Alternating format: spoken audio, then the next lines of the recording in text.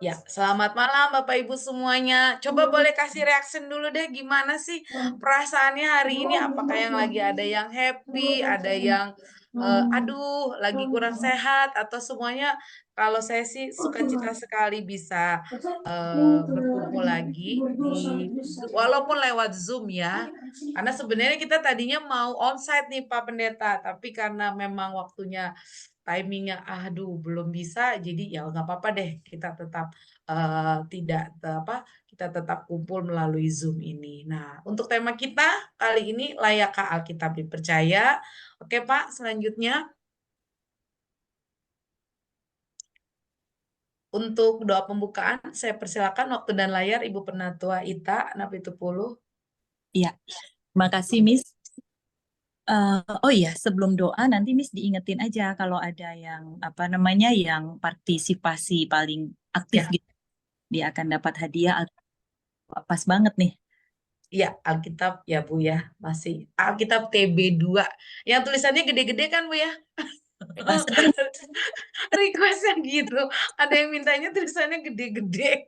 Maklum ya, Ibu ya. Nanti editor diusahakan deh pokoknya ya.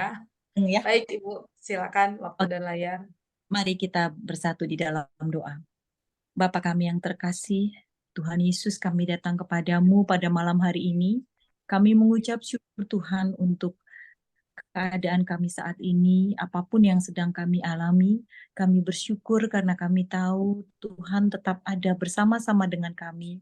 Tuhan terus memantau kehidupan kami, Tuhan terus menolong kami, menghibur kami, menguatkan kami Tuhan, sehingga dalam menjalani hari-hari kami senantiasa bisa berjalan, walaupun terkadang kami berjalan tertatih-tatih Tuhan, tapi kami terus tetap bertahan oleh Engkau menolong kami. Bapak, terima kasih untuk kesehatan, terima kasih untuk kekuatan, untuk setiap kecukupan kebutuhan yang Kau berikan kepada kami, Tuhan. Kami mengucap syukur untuk itu semua.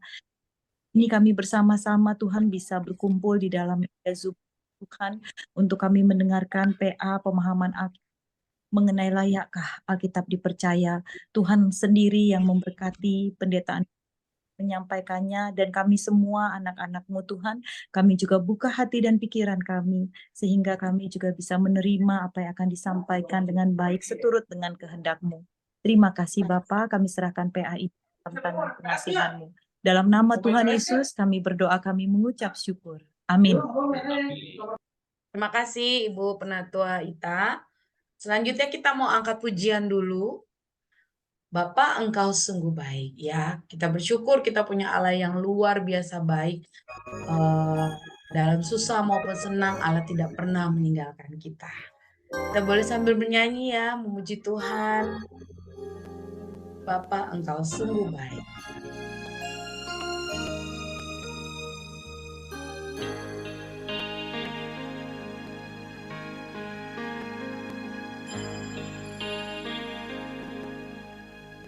Aku datang dan ku bersujud di hadapan-Mu.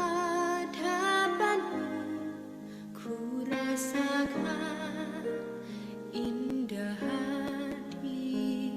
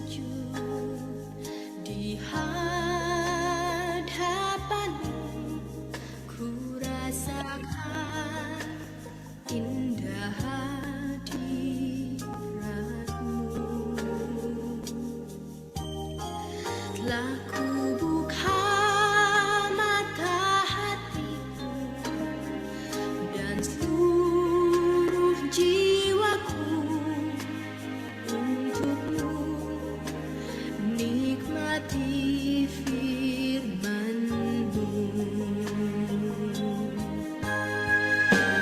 Firman-Mu yang kuasa untuk mengubah sikap hati. Firman-Mu yang tegapkan di saat ku terjatuh.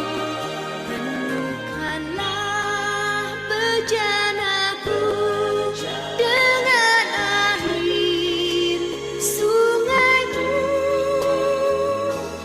Ku haus akan firman-Mu.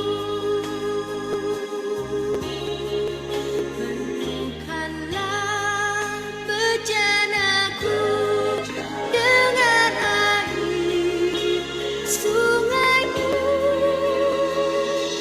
Ku haus akan firman-Mu.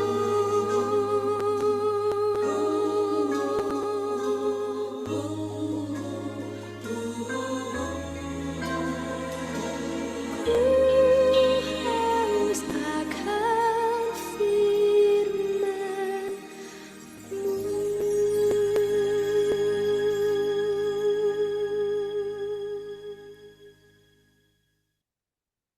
Ya, Bapak Ibu, nggak perlu berlama-lama lagi, kita akan masuk ke dalam untuk selanjutnya pemaparan dari Bapak Pendeta Anwar Chen sebagai Kepala Departemen Penerjemah Lembaga Alkitab Indonesia, di mana nanti akan moderatornya dibantu oleh Bapak Daud, ya Pak. Nah, jangan lupa Bapak Ibu siapkan pertanyaan-pertanyaannya. Nanti di akhir pemaparan ada ruang diskusi buat kita untuk tanya jawab. Nah, untuk pertanyaan yang terbaik akan mendapatkan hadiah 1 Alkitab, ya.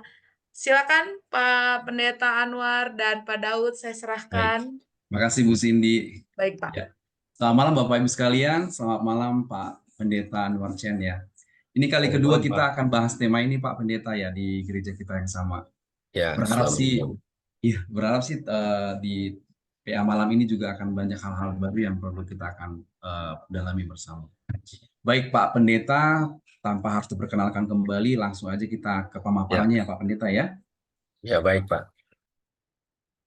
Izinkan saya untuk share bahan dulu ya. Oke, sebentar.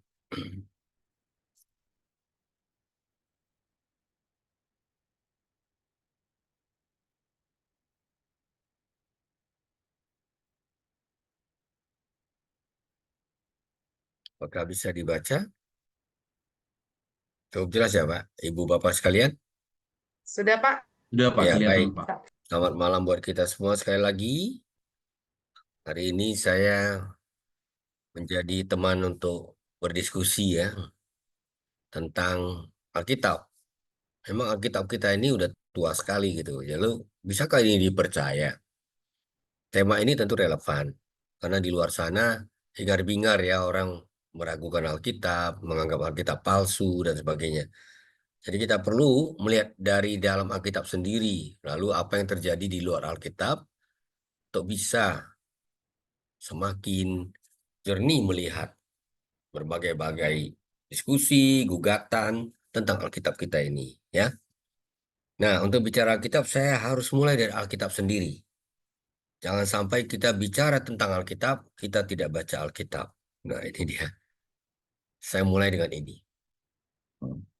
Ya, seluruh kitab suci diilhamkan Allah dan bermanfaat untuk mengajar, untuk menyatakan kesalahan, untuk memperbaiki kelakuan dan untuk mendidik orang dalam kebenaran. Pendek, padat, tapi ini merangkum ini. Alkitab itu apa gitu. Pertama-tama di dalam perspektif iman ada pengilhaman Allah. Bahasa Yunaninya itu theopnostos. Diembusi nafas ilahi. Ini penting ya. Karena sebuah teks itu mati kalau tidak ada nafas ilahi.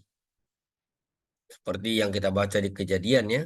Tuhan bentuk manusia dari tanah, tapi dia belum hidup.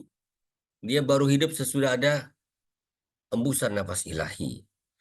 Itu yang membuat kita sebagai orang Kristen melihat Alkitab itu sebagai karya ilahi, tapi juga sekaligus manusiawi. Itu ya saya kira ya. Misalnya orang Kristen jarang marah misalnya kalau Alkitabnya itu katakanlah diinjak-injak, dibakar-bakar. Kita tidak langsung marah. Itu kan fisiknya saja itu. Itu bisa disebut penghinaan, tapi kita tidak langsung menganggap itu sebagai sebuah persoalan yang perlu dibalas dengan hebat. Kenapa? Karena Alkitab tanpa inspirasi roh, dan yang membacanya kalau tidak dituntun oleh roh itu, ya itu buku biasa saja, buku biasa, tidak ada beda dengan buku lain. Ini harus kita pegang dari awal ya, kalau kita bicara soal Alkitab bisa nggak dipercaya. Dimensi ini penting sekali, makanya saya mulai dengan Alkitab sendiri. Nah, lalu ngapain kita bicara Alkitab? Ini Profesor Klaus Koch dari Hamburg, ini udah tua sekali sebenarnya, udah meninggal pada tahun 1960-an. Bayangkan itu berapa tahun lalu itu ya? Ya, sekitar 60 tahun lalu ya, 70 tahun lalu. Dia katakan tidak ada buku dalam 2000 tahun terakhir ini yang punya pengaruh di dunia seperti Alkitab.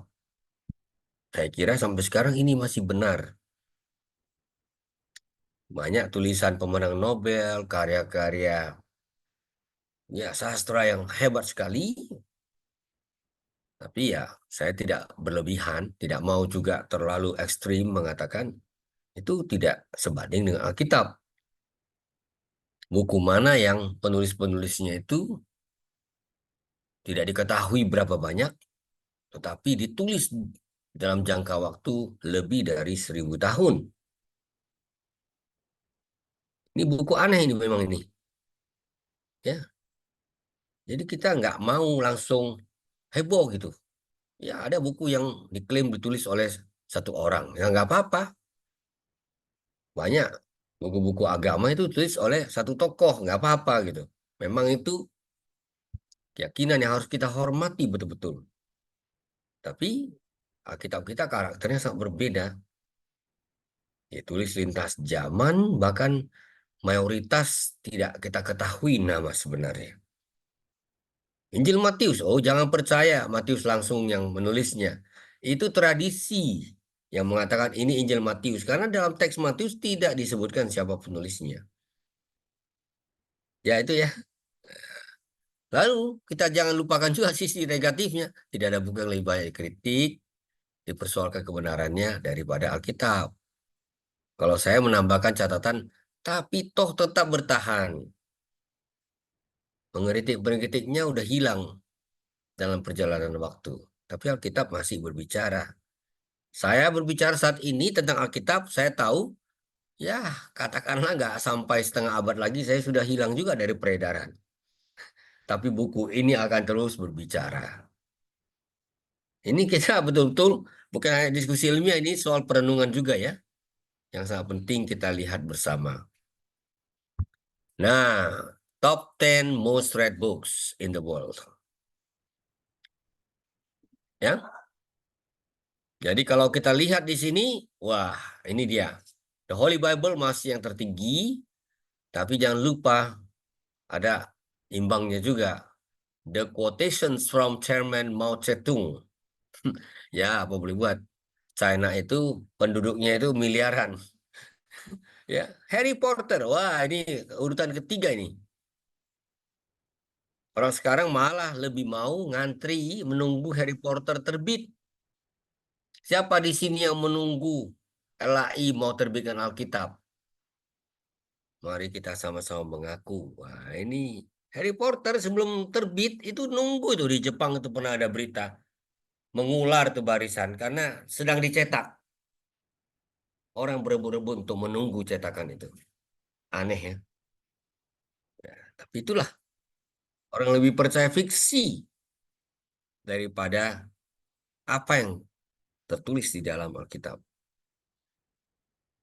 Nah, ini bermacam-macam respon ya. Saya ambil sebagian dari dunia berbahasa Inggris, tapi sebagian dari dunia berbahasa Indonesia. There is always an abundance of ignorance. Artinya, ya, orang-orang yang tidak tahu apa-apa memang perlu mendapat asupan dari Alkitab. Ini keras banget loh ini. Saya ingat waktu saya studi di Cambridge, ya itu kan universitas yang luar biasa ateis ya. Ateis banget itu. Mungkin saya kalau percakapan satu meja itu saya bisa sendirian yang Kristen itu. Bagi mereka orang kalau sampai bisa percaya buku kuno yang nggak jelas ini, ada sesuatu yang kurang di nalarnya. Tapi teman-teman saya yang beriman, diantaranya ada profesor matematika juga, itu imannya itu mendorong dia untuk tetap yakin. Justru tempat seperti ini perlu sekali nih ada Injil. Itu ya, memang begitulah kontradiktifnya. Padahal universitas itu kalau pakai bahasa sejarah, itu kalau nggak ada kekristenan nggak ada Cambridge. Ya, lalu ada yang menuduh it's a terrible read. It's full of contradictions, rape, murder, incest, and violence. Memang Alkitab ya jujur ya, dia ungkapkan semuanya gitu. Ada kontradiksi, ada soal pemerkosaan, pembunuhan, hubungan incest, berbagai-bagai kekerasan. Memang ada di Alkitab semuanya. Tapi apa artinya? Itu mau memotret dunia kita yang memang sudah dirasuk dosa. Makanya kalau orang baca Alkitab, kalau nggak lihat dunia di luar Alkitab, yaitu dunia nyatanya, sayang dia terkurung di dalam masa lalu. Saya ini termasuk orang yang jarang terkejut. Kenapa? Oh, tentang pembunuhan. Wah, di Alkitab itu sudah begitu banyak. Tentang mutilasi itu paling mengerikan ada di Alkitab. Tentang hubungan incest itu ada. Tentang orang yang tidak setia. Tentang orang serakah, itu semuanya sudah ada. Tentang penguasa yang menyalahgunakan kekuasaan, apalagi itu. Tapi di semua lembar Alkitab itu, kita melihat ada jejak ilahi. Dunia yang kacau ini membutuhkan Tuhan. Nah, itu kan menarik kan? Nah, itu. Nah, bagaimana dengan Indonesia? Indonesia ini kan heboh berdebat. Saya jujur ya, Ibu Bapak, hanya di masa pandemi lah saya masuk YouTube. Yang nonton bisa sampai 50.000 lebih dari itu. Tapi sesudah pandemi ya saya pikir ya itu mengisi waktu untuk mendidik umat. Saatnya saya kembali ke belakang layar mendampingi tim-tim penerjemah. Makanya saya tidak punya persoalan sedikit pun ketika keluar dari dunia media sosial itu. Ya, karena tugas kami nomor satu sebenarnya bukan itu. Tapi menolong komunitas-komunitas di berbagai daerah menerjemahkan Alkitab supaya mereka punya firman Tuhan, bukan hanya kata-kata manusia. Ya itu ya. Nah, kalau di YouTube Indonesia, di media sosial Indonesia, persoalannya bukan soal konten Alkitab itu sendiri, substansinya, tapi soal asli tidaknya misalnya. Tema kita hari ini juga nampaknya juga mengarah-arah ke situ gitu. Bagaimana mungkin salinan teks Alkitab dipercaya kalau aslinya sudah hilang? Itu banyak yang nanya itu. Ya, terjemahan Alkitab terus berubah. Mana bisa dipercaya? Waduh, ini sering. Saya kadang-kadang terperangah.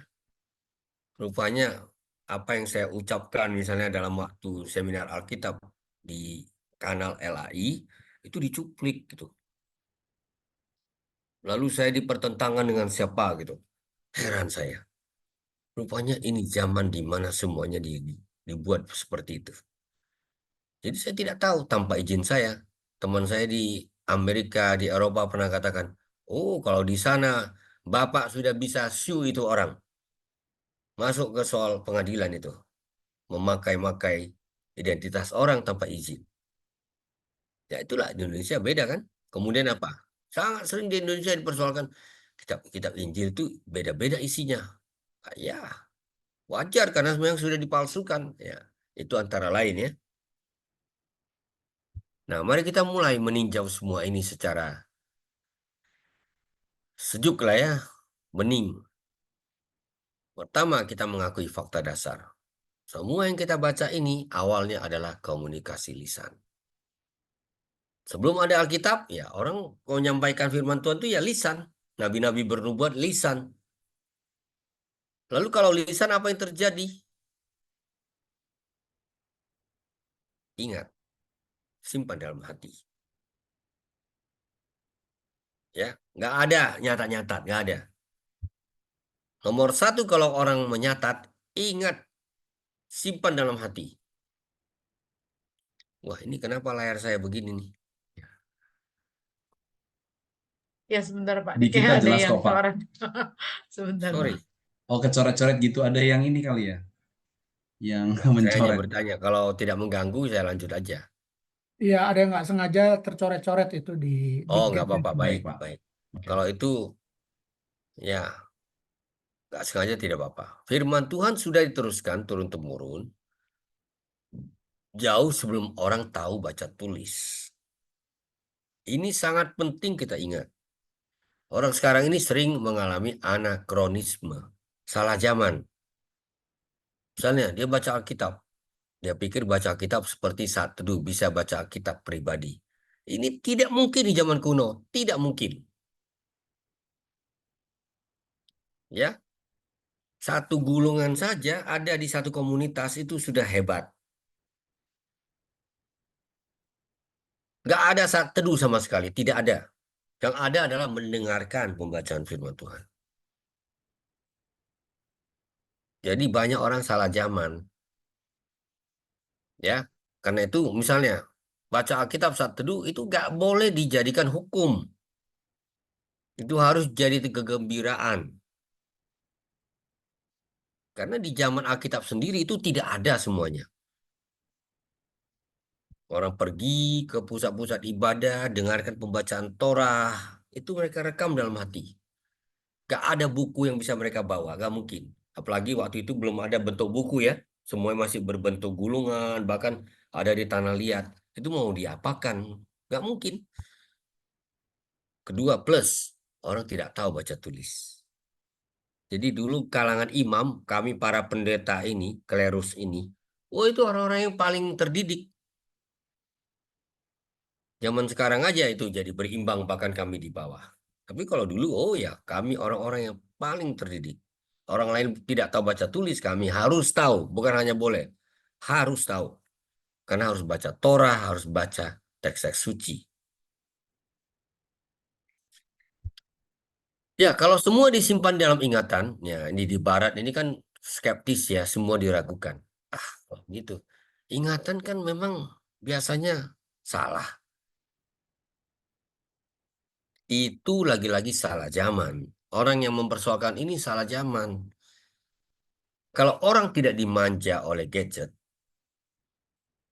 semua harus direkam dalam ingatan, maka ingatannya akan menjadi setajam-tajamnya. Jadi saya sebenarnya sedang mengantisipasi ya, namanya di usia yang sudah senja ya, mulai senja. 50 tahun dari sekarang ini makin banyak orang yang mengalami amnesia. Kenapa? Apa-apa semua dipindahkan ke HP. Otaknya, ingatannya nggak dikerahkan lagi untuk betul-betul berjuang mengingat. Ini fakta, ini bukan fiksi. Orang sekarang ini susah mengingat. Kenapa? Karena dia pindahkan ingatan ke tempat lain. Dulu masih dalam bentuk buku, masih syukur itu. Sekarang sudah dalam bentuk digital semua. Dia malas mencatat, tinggal foto. Oh, ini papan tulis, selesai. Betul nggak, Ibu Bapak? Padahal kalau di zaman ketika tidak ada semua kemudahan itu sudah pernah kami tes. Kalau membaca buku cerita kepada ibu-ibu di Papua yang masih hidup sangat terbatas ya komunikasinya, sambil mereka masak, dengarkan cerita, kalau kita tes, semuanya lulus cum laude.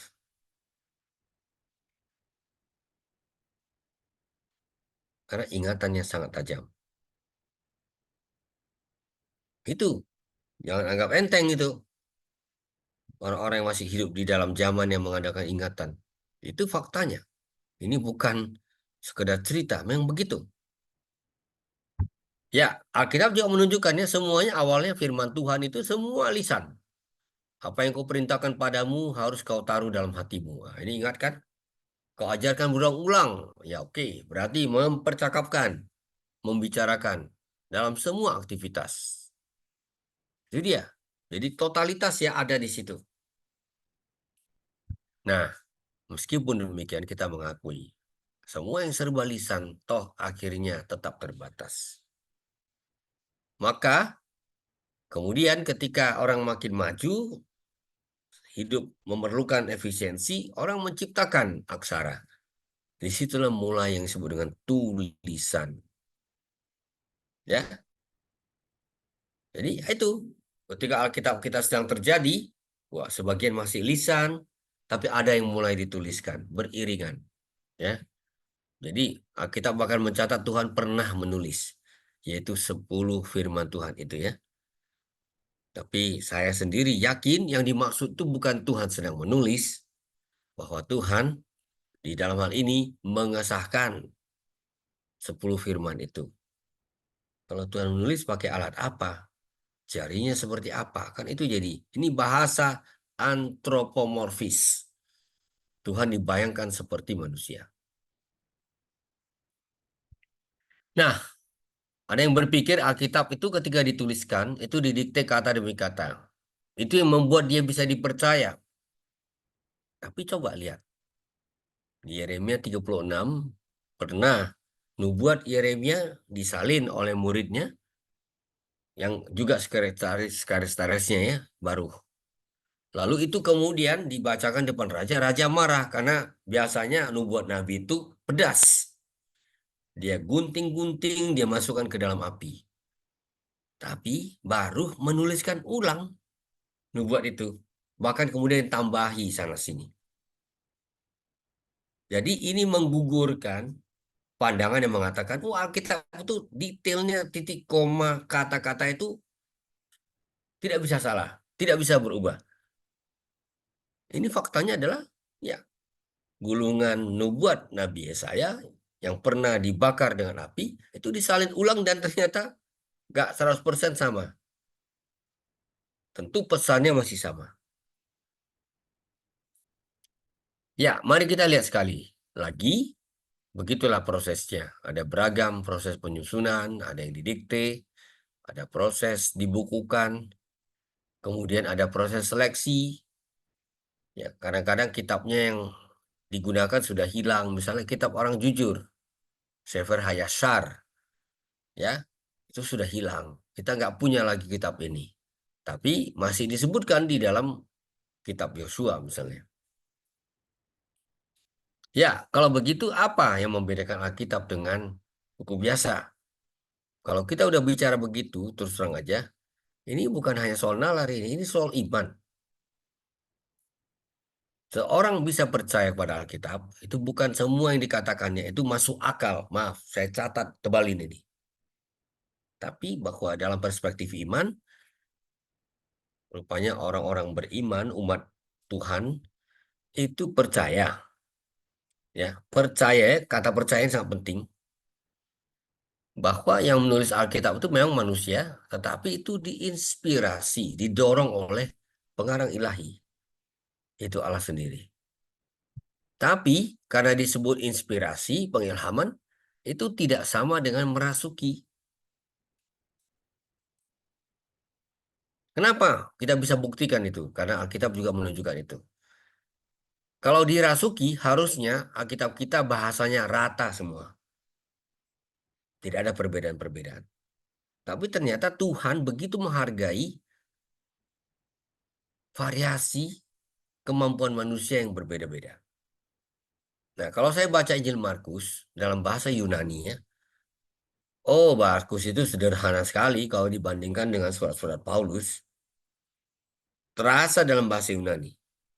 Markus itu kalau bercerita, habis itu dia pergi, habis itu, nah gitu gaya berceritanya. Tapi kalau tulisan Paulus, luar biasa. Pasti banyak orang tidak tahu. Roma pasal 1 ayat 1 sampai 7 di Alkitab kita. Itu dalam bahasa Yunani cuma satu kalimat penuh. Nggak berhenti-berhenti. Karena bahasa Yunani bisa bilang gini. Aku sampaikan padamu tentang Yesus Kristus yang adalah Tuhan yang disalibkan. Yang ketika disalibkan itu dia menderita. Yang itu bisa panjang sekali berlapis-lapis. Ya. Dan mari kita juga mengakui karena ini bukan dirasuki, orangnya tetap sadar. Pengetahuannya juga masih utuh. Oleh sebab itulah, kadang-kadang kutipan satu ayat dari Perjanjian Lama itu tidak selalu persis kalau kita baca dibandingkan dengan Perjanjian Baru. Nah, ini sering digunakan untuk meragukan Alkitab. Tetapi sebenarnya ini justru harusnya membuat kita menghargai proses terbentuknya Alkitab. Dia tidak turun dari surga, tapi dia muncul atas dorongan Roh Kudus orang-orang menuliskan pengalaman-pengalaman iman orang percaya. Supaya itu ketika dibaca ulang lagi, itu membuat kita terinspirasi.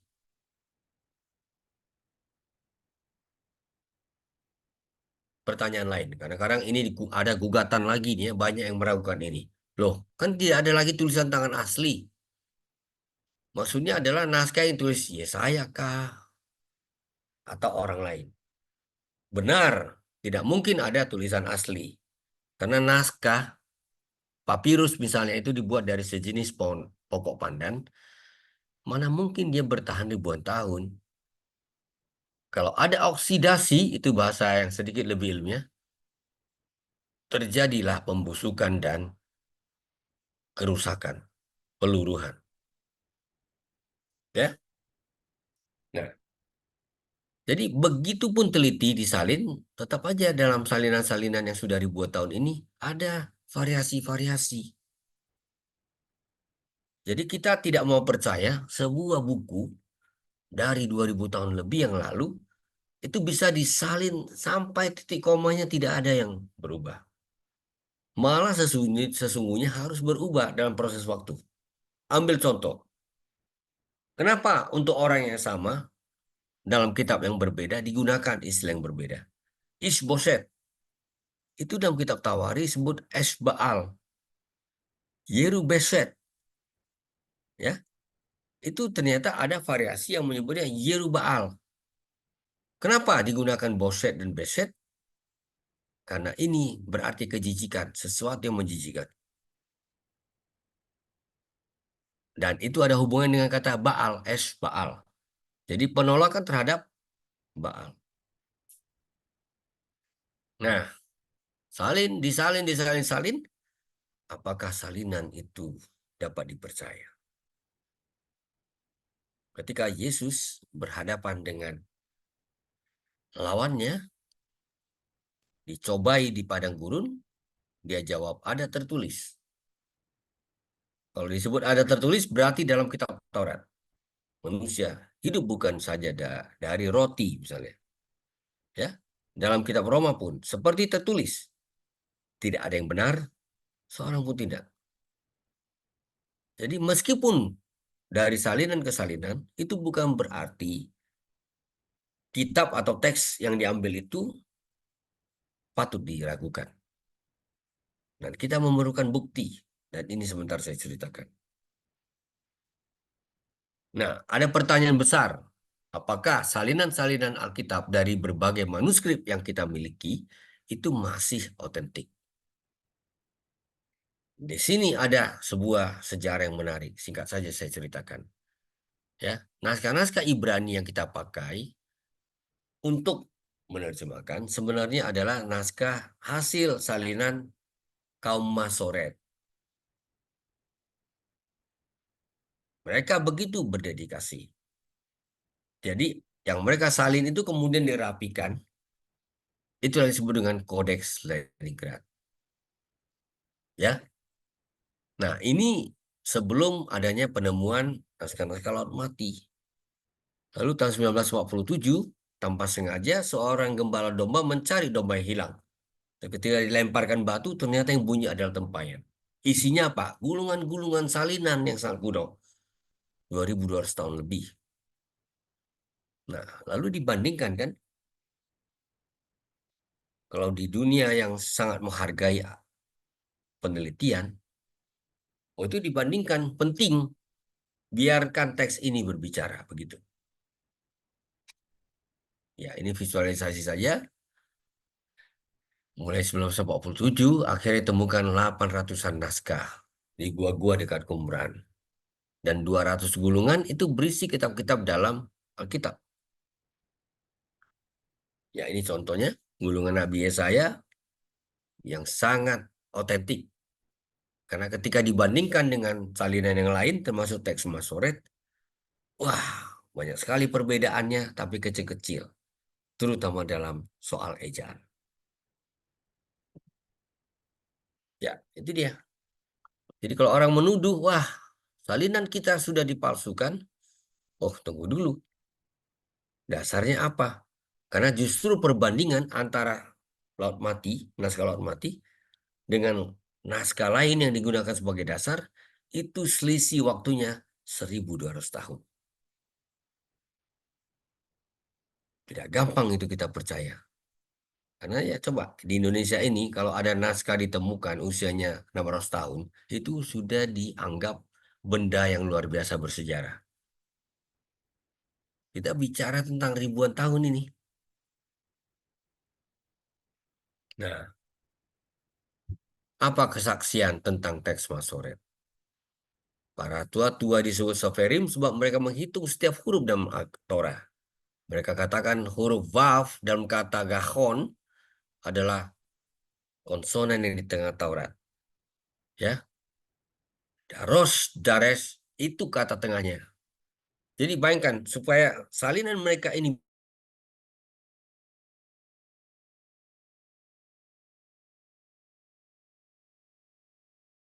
demi huruf. Makanya anak-anak Yahudi itu mengagumkan dari segitu. Nah,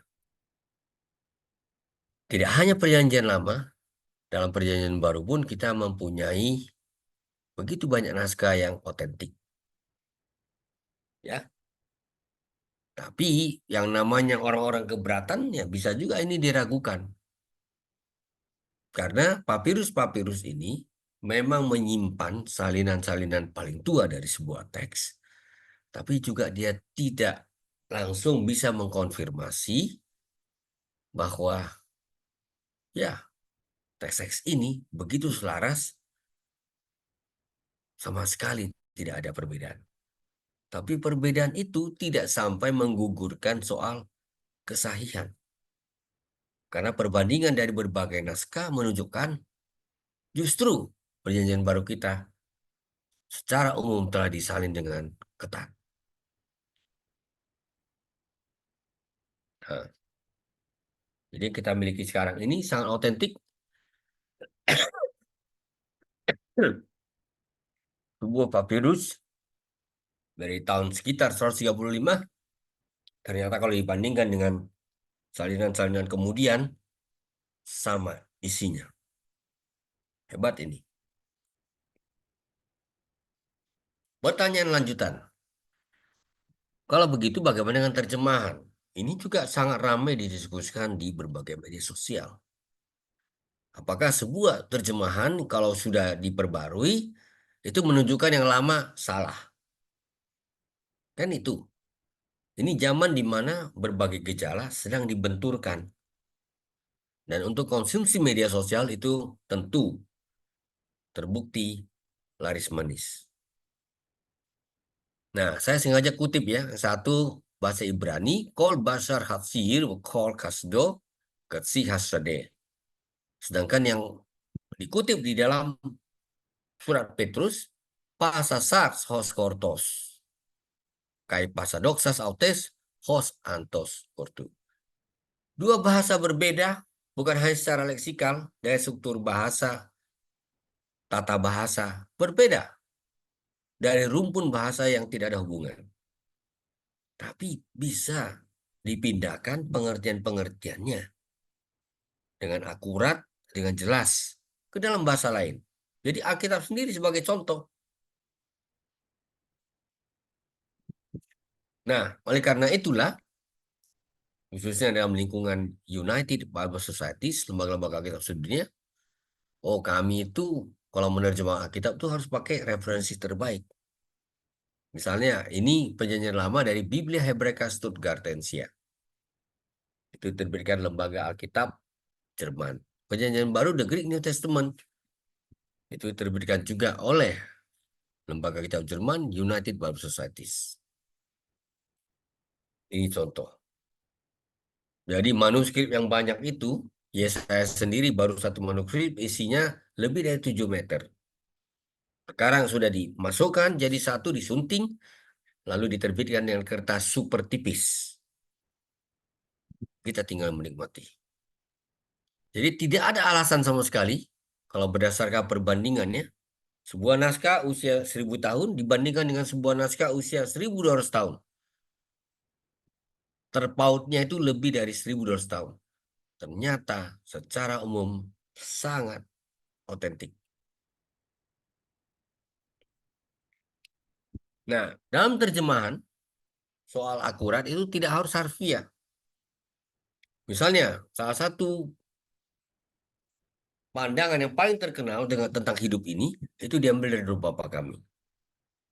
Berilah kami pada hari ini makanan kami yang secukupnya. Ini membuat saya melihat betapa pentingnya terjemahan. Kenapa? Karena ini menjadi teologi tentang kecukupan. Saya udah dengar ini sampai mungkin puluhan kali. Konteks PGI, saya juga adalah anggota komisi teologinya di sana. Itu kalau ngomong tentang ugahari, kecukupan, menarik. Itu diambil dari doa Bapa kami. Berilah pada kami makanan kami, berilah kami pada hari ini makanan kami yang secukupnya. Persoalannya adalah makanan dalam bahasa Yunani itu artos. Itu artinya roti. Kenapa yang lain tidak pertahankan? Karena kalau dipakai kata roti, yang kita minta itu baru snack. Mana ada orang Indonesia makan roti sebagai makanan pokok?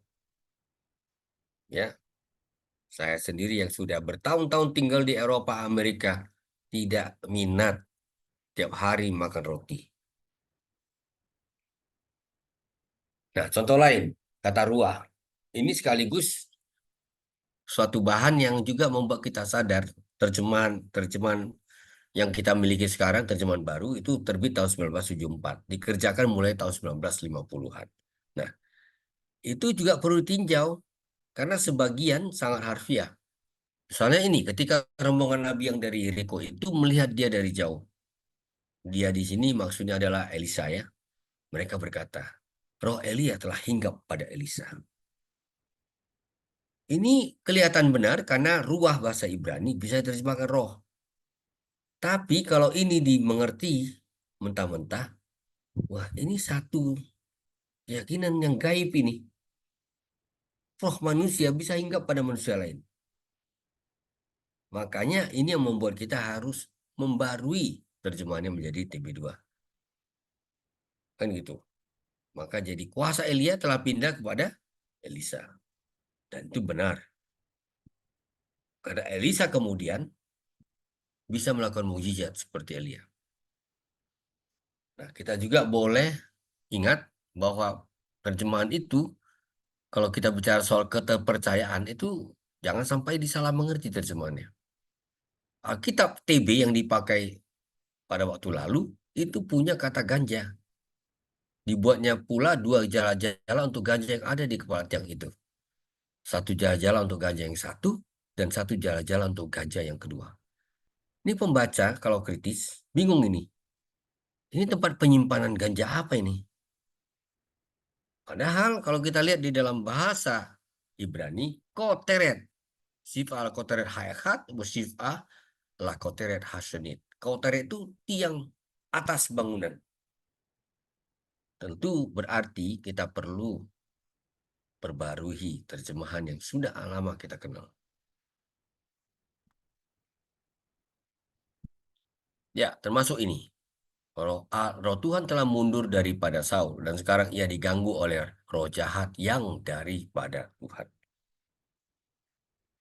Wah, ini banyak yang tanya ini. Yang benar, masa roh jahat datang dari Tuhan? Kami terpaksa meninjau ini kembali, membaca ulang teks itu. Kesimpulannya adalah sementara itu roh Tuhan telah menyingkir dari Saul dan ia tersiksa oleh roh yang menyusahkan dari Tuhan. Ini tidak sembarang ini penggantian ini. Karena ruah itu bisa berarti banyak, saya sebutkan, kan itu ya. Ya, tapi juga pada waktu yang sama, itu bisa juga jangan sampai dimengerti sebagai roh yang berkarakter jahat ya. Ra'a dalam bahasa Ibrani itu luas sekali pemakaiannya. Bisa jahat, bisa petaka, bisa sesuatu yang buruk, menyusahkan.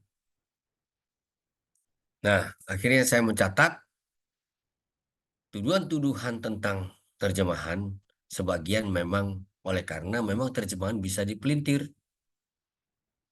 Dalam Alkitab terjemahan Saksi-saksi Yehova, NWT itu artinya New World Translation, itu kata terakhir firman itu adalah Allah, sengaja diterjemahkan menjadi the word was a God. Kenapa? Karena firman ini nanti kan berarti Yesus. Yesus itu bersifat ilahi, tapi dia bukan Allah. Itu posisi dari Saksi Yehova.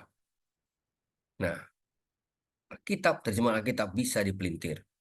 Sampai-sampai tidak bisa dipercaya.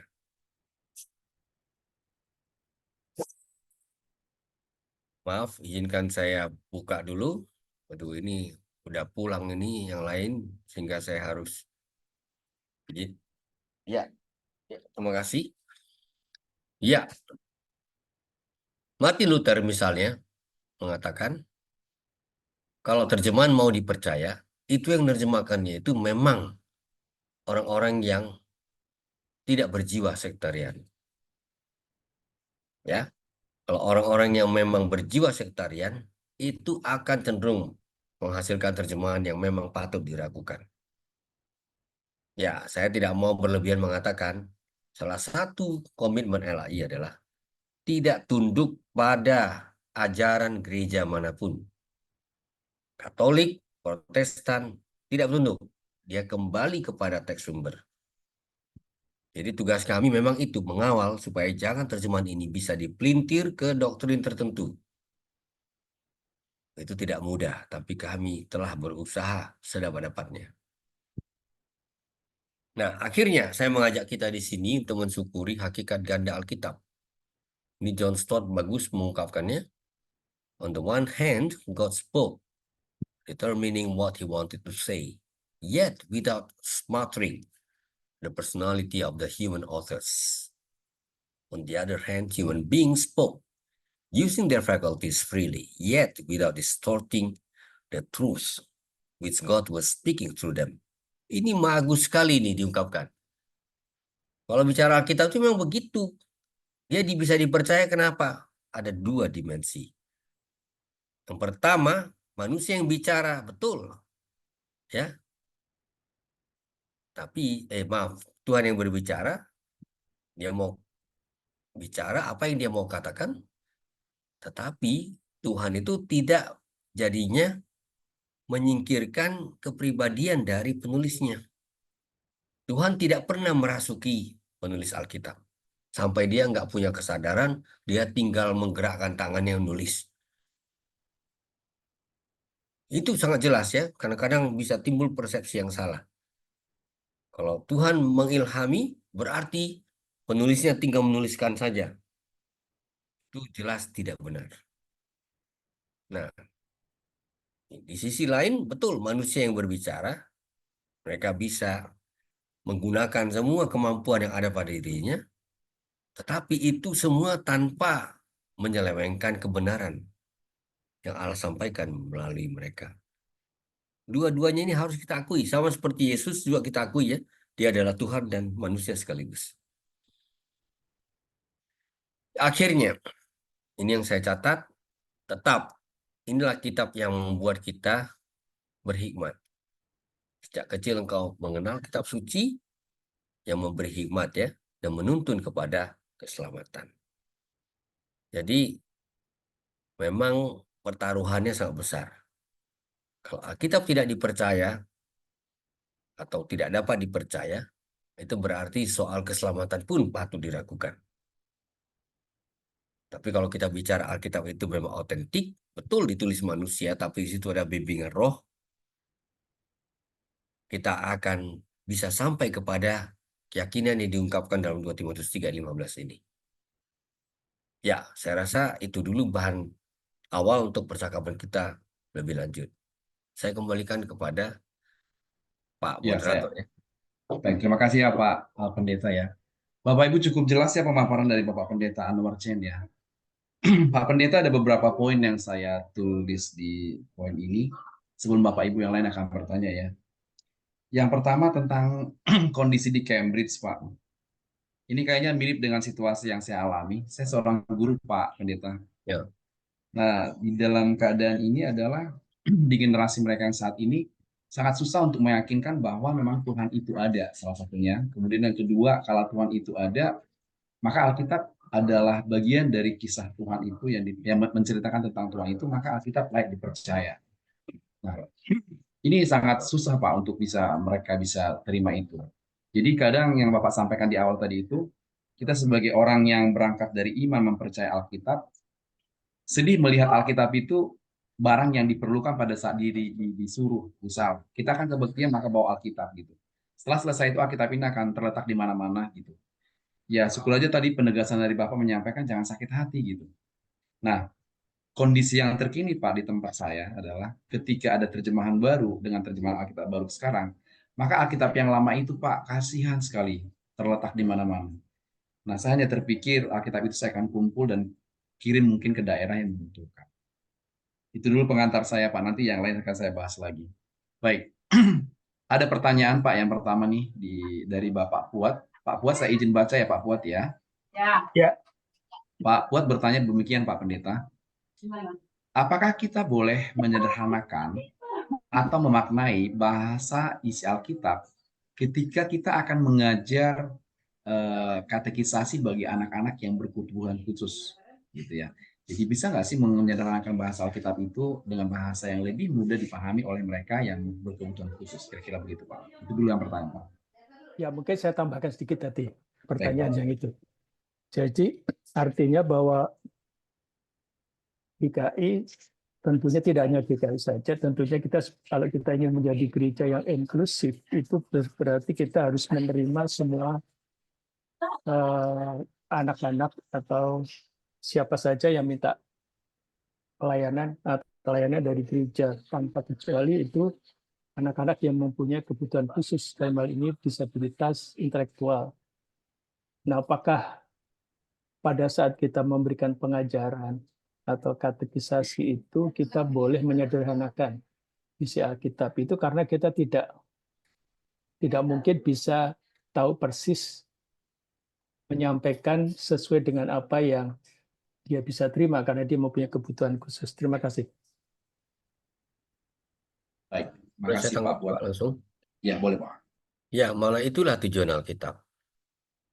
Ketika Allah berkomunikasi, dia menggunakan bahasa manusia biasa supaya dia bisa dimengerti.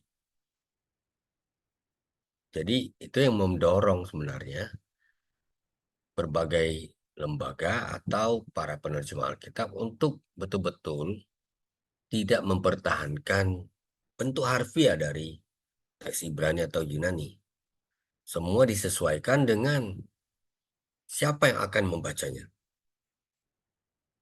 Kalau itu anak-anak, ya PLAI menerbitkannya kabar baik untuk anak. Itu ya tentu kita sederhanakan. Satu kalimat Yunani, Roma 1-7, itu menjadi 13 kalimat pendek-pendek. Tapi isinya itu perlu dijaga. Maksudnya itu. Ya, jadi Bapak telah melakukan apa yang memang sangat selaras dengan tujuan dari penulisan Alkitab itu sendiri. Supaya Tuhan kehendaknya bisa dipahami, diterima oleh manusia-manusia biasa ini. Justru sangat perlu, Pak. itu bukan hanya dari segi intelektual. Kalau itu bicara tentang tunanetra, ya kita harus sediakan Alkitab Braille. Kalau bicara orang tuli, tunarungu, kita perlu sediakan Alkitab berbentuk video. Ini semua sedang disiapkan oleh LAI juga. Supaya firman Tuhan bisa ditangkap dengan baik. Ya itu Pak, terima kasih. Lanjutkan Pak, ini penting sekali. Baik. Jadi Pak Fuad bisa ya Pak dengan bahasa yang lebih sederhana. Terima kasih. Bapak Ibu yang lain ada apa pertanyaan? Silakan raise hand atau langsung kolom chat juga boleh di chat ya Bapak Ibu supaya saya bacakan. Baik Pak Pendeta, saya lanjut lagi ya Pak sambil menunggu pertanyaan yang lain. Catatan saya adalah tentang Alkitab, bukan soal nalar, tapi juga karena iman, gitu ya Pak Pendeta tadi ya. Nah, Pak Pendeta di kalangan anak muda sekarang nih, katakanlah generasi Gen Z ini ya, G ini, susah sekali untuk bisa bicara tentang iman, Pak. Mereka lebih dominan menggunakan nalar, gitu. Apalagi pengamatan saya, literasi mereka kan kurang ya Pak ya, untuk kelas 10 sekarang lah, kelas 1 SMA sekarang. Literasi sangat kurang. Dibandingkan dengan soal tes aja tahun lalu Pak dengan sekarang, banyak remedial karena apa?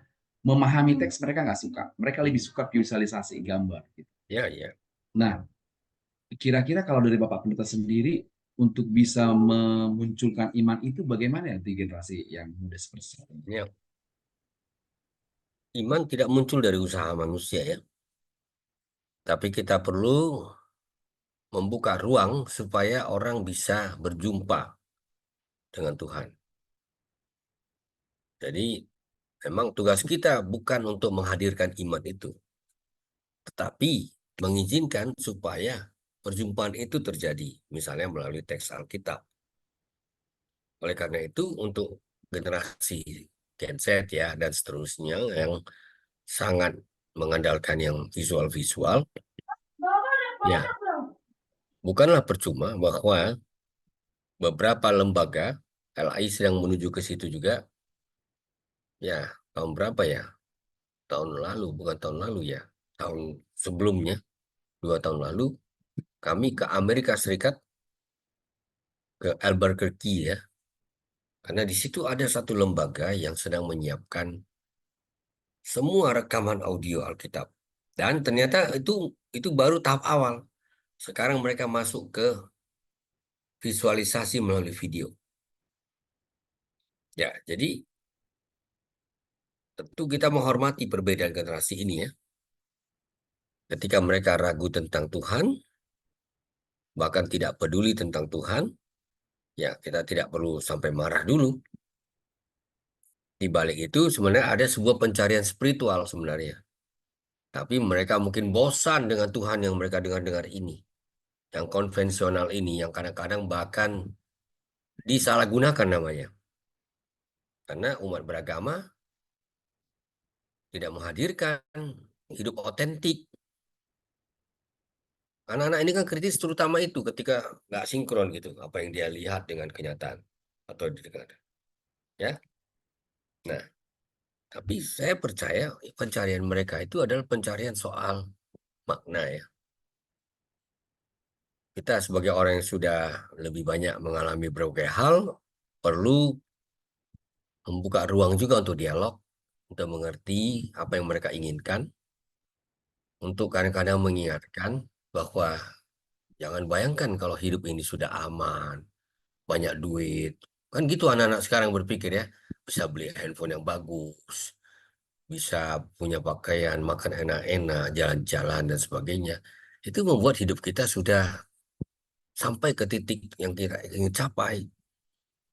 Saya kadang-kadang bercerita. Makanya perlu juga ada sedikit kesaksian-kesaksian kecil. Bukan tentang dari diri kita saja, tapi orang lain. Saya misalnya, oh kalian kenal nggak Stephen Hawking? Saya bilang, oh ya, itu orang jenius. Oke, bagus. Tahu kalian bahwa dia nggak percaya Tuhan? Gitu ya? Oh ya tentu mereka tahu. Stephen Hawking itu ateis. Dia nggak percaya Tuhan yang menciptakan dunia ini. Pokoknya dunia ini terjadi. Ya kan? Nah, yang orang lain tidak tahu adalah kehidupan pribadinya sebenarnya tragis sekali. Ya, di panggung dia begitu hebat, tapi kehidupan pribadinya sangat tragis sebenarnya. Karena dia akhirnya di-abuse oleh orang-orang yang paling dekat dengan dia. Jadi itu yang membuat kita sadar gitu. Jangan pikir orang-orang yang gemerlap itu sudah aman. Kau membutuhkan pegangan yang lain. Anak-anak saya nggak pernah indoktrinasi anak-anak saya. Tapi berdialog ya. Nggak mau saya, oh saya pendeta kamu harus gini. Nggak mau. Berdialog baik-baik. Kadang-kadang kalau pas saya bertemu dengan salah seorang paling kaya di Republik kita ini,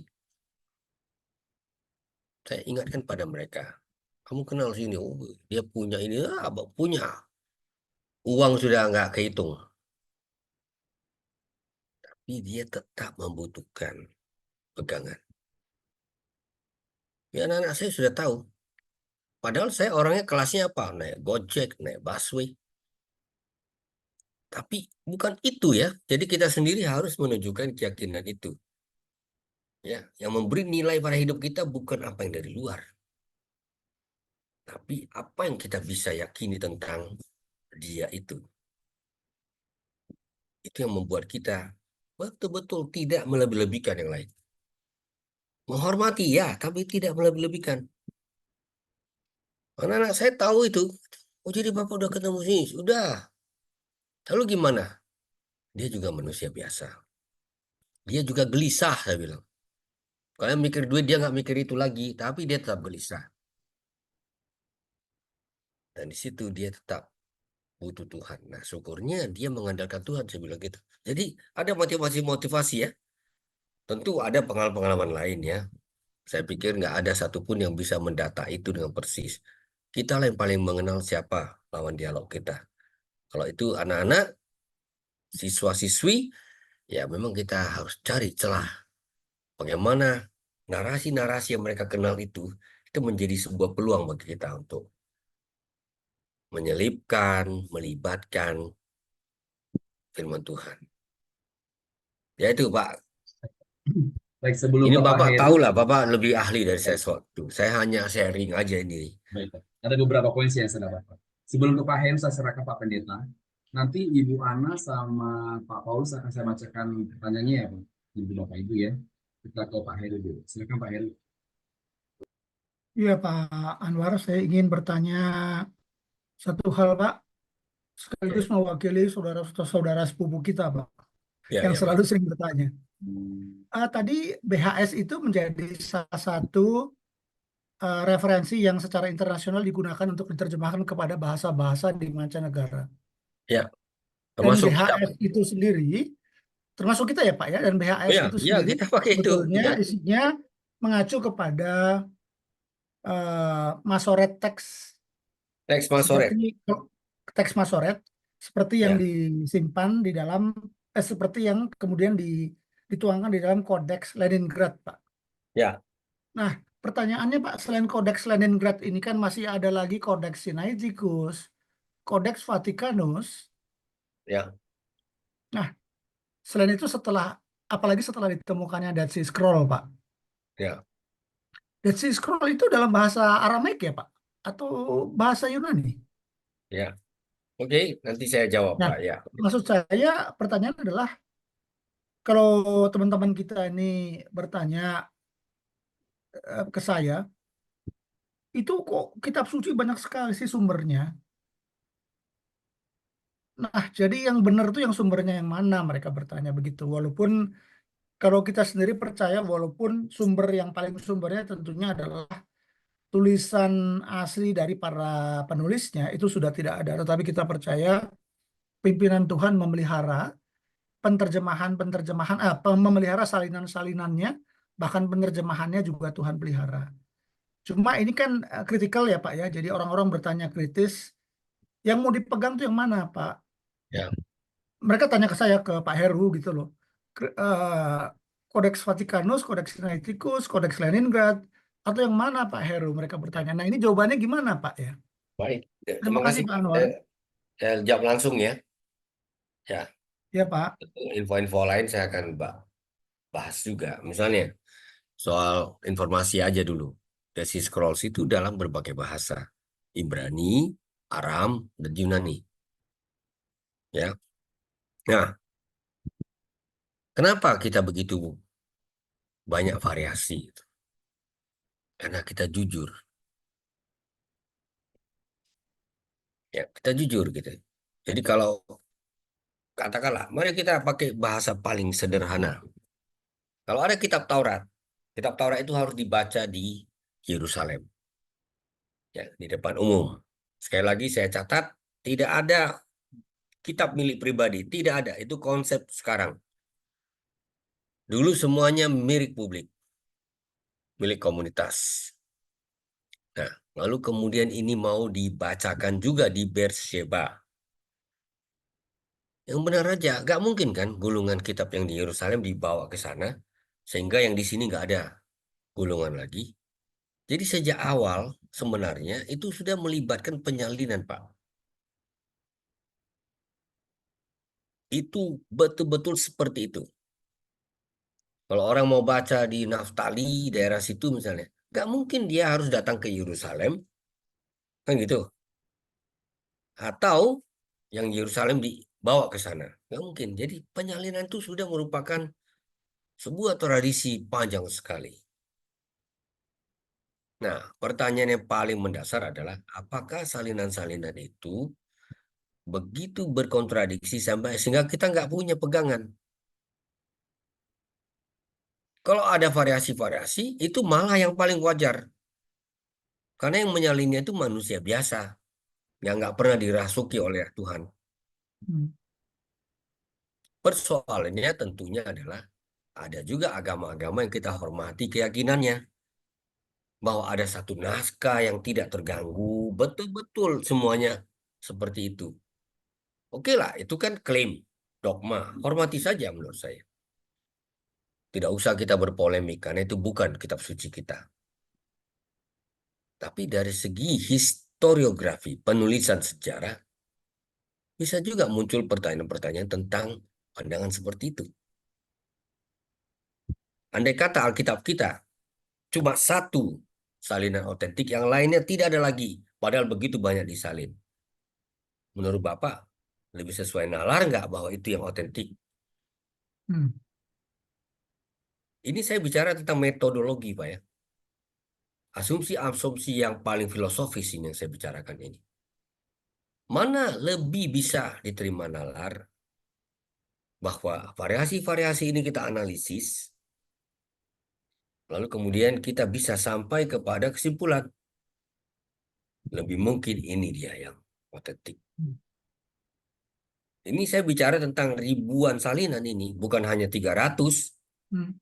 Untuk perjanjian baru sampai 6 ribuan ini. Sehingga sekarang ini orang sudah menggunakan komputer untuk menganalisis. Karena nggak sanggup lagi otak manusia kan. Nah, sekarang sudah begitu faktanya. Ketika tidak ada lagi naskah asli, ya wajar perlu ada studi naskah yang serius. Karena dia tidak bisa disebut di naskah ini yang paling otentik. Karena dia hanya salah satu dari salinan itu. Kan gitu. Andai kata kita percaya, sejak awal yang lain-lainnya, pokoknya semua naskah yang lain yang tidak sesuai itu diberangus. Bahkan di bumi hanguskan, dibakar. Lalu dari segi metodologis, apakah benar yang tersisa itulah yang paling asli, yang tidak berubah?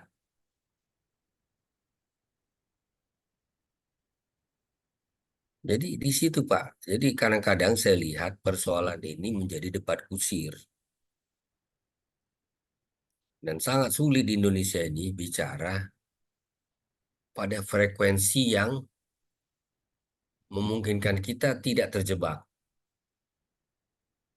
Sebenarnya dari segi itu saya betul-betul tidak menghindari perdebatan yang sebenarnya akan menuntun kita untuk emosional dan kadang-kadang keceplosan gitu. Dan itu akhirnya persoalannya bukan menjadi persoalan diskusi ilmiah, itu jadi persoalan hukum. Saya rasa Bapak nangkap yang saya maksud lah. Ya, ya. Bukan hanya 90% atau 100%. Ya, betul. Jadi susah gitu, makanya saya nggak mau Kalau dialog, oke. Kalau mau bicara betul-betul mendalam, saya cenderungnya, mari 4 mata sajalah atau dalam kelompok kecil-kecil saja. Bahkan ketika tidak usah direkam-rekam. Nah, di situ kita bisa betul-betul buka kartu itu di meja semua. Oke, ini kartunya, mari kita sama-sama lihat dengan jujur. Begitu Pak ya, saya kira itu saja yang bisa saya katakan secara tersirat. Pokoknya oke, Terima gak kasih apa-apa, Pak Akmal, agama lain sangat mengklaim menarik apapun, buat kita kita semua. hormati, itu Ya. keyakinan dia. Tapi jangan sampai itu meragukan punya kita gitu. Karena punya kita sebenarnya lebih otentik dari segi sejarah, dari segi prosesnya. Itu saya melihatnya seperti itu Pak. Jadi agama manapun boleh aja mengklaim. Kita harus hormati menurut saya. Namanya juga ini keyakinan religius ya. Bahkan agama-agama suku pun dalam hal ini. Pak Ya, Heru bagaimana? Sudah Sudah menjawabkan? sangat Baik, sangat jelas. jelas, sangat membantu Pak. Terima kasih ya, banyak Pak sama-sama Anwar. Pak. Baik, terima kasih Pak Heru. Saya lanjutkan dengan pertanyaan pertama di kolom chat dari Ibu Ana Rezeki Simbolon. Saya akan baca Ibu ya, izin baca dulu. Iya, Pak. Terima kasih Pak Pendeta Anwar Chen atas materinya yang jelas dan juga berisi. Izin bertanya, dalam perjanjian lama, banyak kita lihat penulisan kata Tuhan. Tuhannya kapital semua ya Pak. Sangat berbeda dengan perjanjian baru yang sepertinya ada kata Tuhan, namun lebih sering penulisannya Tuhan. Kata Tuhannya awalnya cuma huruf, awalnya Ya, ya T ya. Mohon koreksi Pak jika salah. Apakah ini merupakan salah satu bentuk perbedaan penerjemahan kata Tuhan di berbagai zaman penelusuran? Mungkin Pak. terima kasih. Pertanyaan Ibu baik sebagai pengawasan bagi kita ya. Tuhan huruf besar semua itu merupakan salinan terhadap kata YHWH. Kenapa itu nggak ditulis YHWH? Pertama, tak seorang pun lagi yang tahu pelafalannya yang persis. Kedua, orang-orang Yahudi mulai dari zaman pembuangan itu menyadari nama itu terlalu sakral untuk diucapkan. Mungkin satu-satunya orang yang bisa mengucapkan itu cuma imam besar sekali setahun masuk ke ruang Maha Kudus. Seperti itu konon.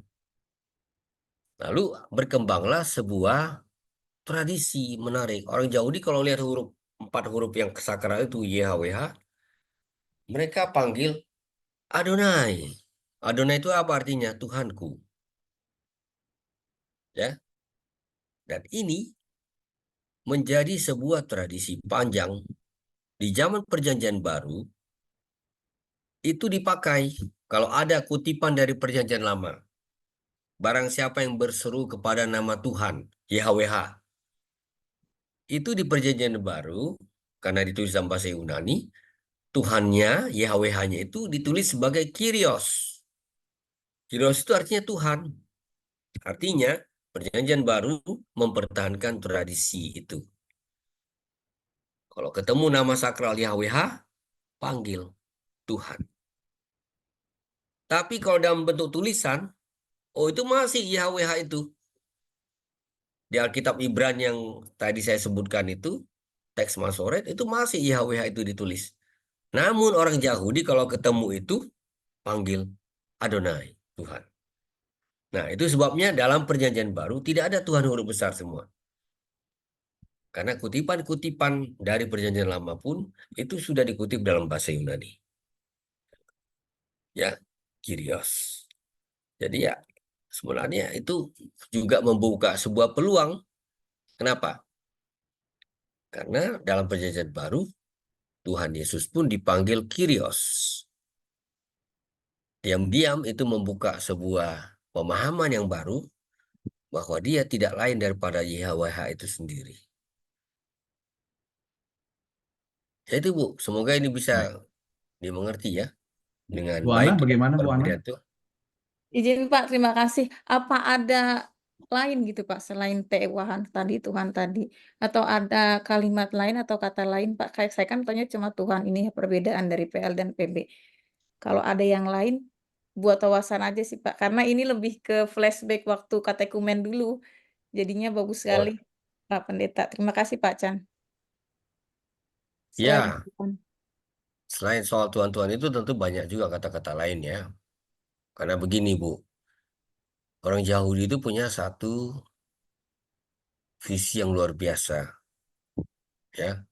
Ketika mereka tinggal di luar Palestina, mereka dibuang sampai ke berbagai daerah, termasuk Mesir ya. Di kota Alexandria itu pusat intelektual di dunia kuno. Itu komunitas Yahudi berkembang. Lalu entah dari mana ide mereka, mereka tiba-tiba ingin menerjemahkan kitab Taurat, Torah ke dalam bahasa Yunani. Karena itulah bahasa internasional pada saat itu. Ya, sesudah Alexander Agung memberlakukan peradaban Yunani karena dia kagum sekali kepada gurunya Aristoteles ya. Nah, dalam terjemahan Yunani itu yang dikerjakan di Alexandria itu, nah, istilah-istilah Ibrani, misalnya Elohim, itu sudah diganti menjadi Theos. Begitu.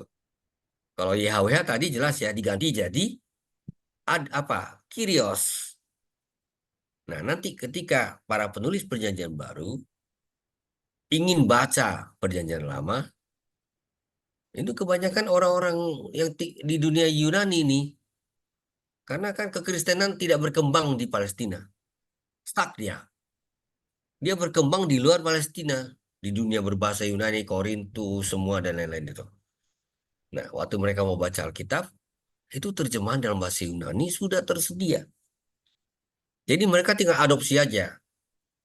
Kalau ada kutipan tentang Elohim, ya situ dia jadi Theos. Kalau ada kutipan tentang YHWH dan bahasa Ibrani, itu sudah jadi Kyrios. Lalu nanti mereka lihat, wah bagus ini. Kalau ini bisa jadi Kyrios, Yesus bisa kita sebut Kyrios. Itu buka pintu bahwa Yesus pun bisa dipahami sebagai YHWH. Itu pintar sekali itu. Itu mirip bahasa Jawa ya. Gusti bisa dipakai untuk manusia, tapi Gusti untuk Allah juga sekaligus. Ya, itu analogi saja Bu ya. Ya, ini kita sudah bicara dalam dialog lintas bahasa ini ya, Ibrani, Yunani, kemudian yang Yunani inilah yang diadopsi. Karena seluruh Perjanjian Baru ditulis dalam bahasa Yunani. Ya, itu. Banyak Pak Chan. Baik, terima kasih. Saya akan baca lagi pertanyaan dari kolom chat ya Pak Pendeta ya. Berikut ini dari Bapak Paulus. Pak Paulus, saya izin baca ya Pak. Pertanyaan demikian Pak Pendeta. Alkitab tidak langsung seperti sekarang, tapi bertumbuh dan diseleksi dalam kurung kanonisasi. Apakah ke depan, misalnya 100 tahun kemudian, bisa terjadi penambahan atau pengurangannya?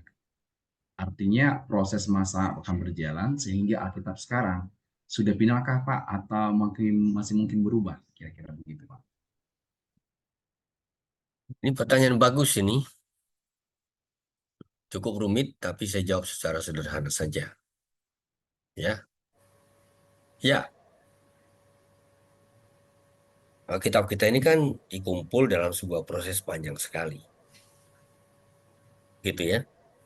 Jadi nggak langsung itu. Makanya kalau disebut ajaib, ya saya mengakui ajaib buku ini. Dikumpul tapi temanya bisa nyambung gitu. Ada benang merahnya. Ya kan coba buku mana yang Bapak temukan yang ditulis oleh beberapa generasi? Nggak gampang. Nah, lalu apa yang terjadi? Ketika dia sampai ke Perjanjian Baru, ya kan? Ternyata untuk mencapai 27 kitab ini yang diakui ini, itu dibutuhkan waktu lebih dari 3 abad.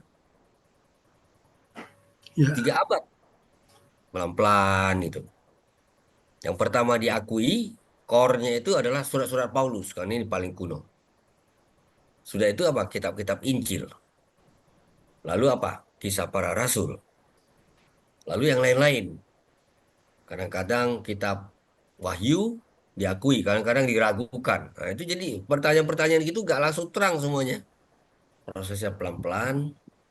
Dan ini bukan keputusan uskup satu orang. Ini komunitas orang beriman membaca kitab-kitab. Nah, itu dulu sebagai catatan awalnya tentang proses ini. Lalu apa yang terjadi?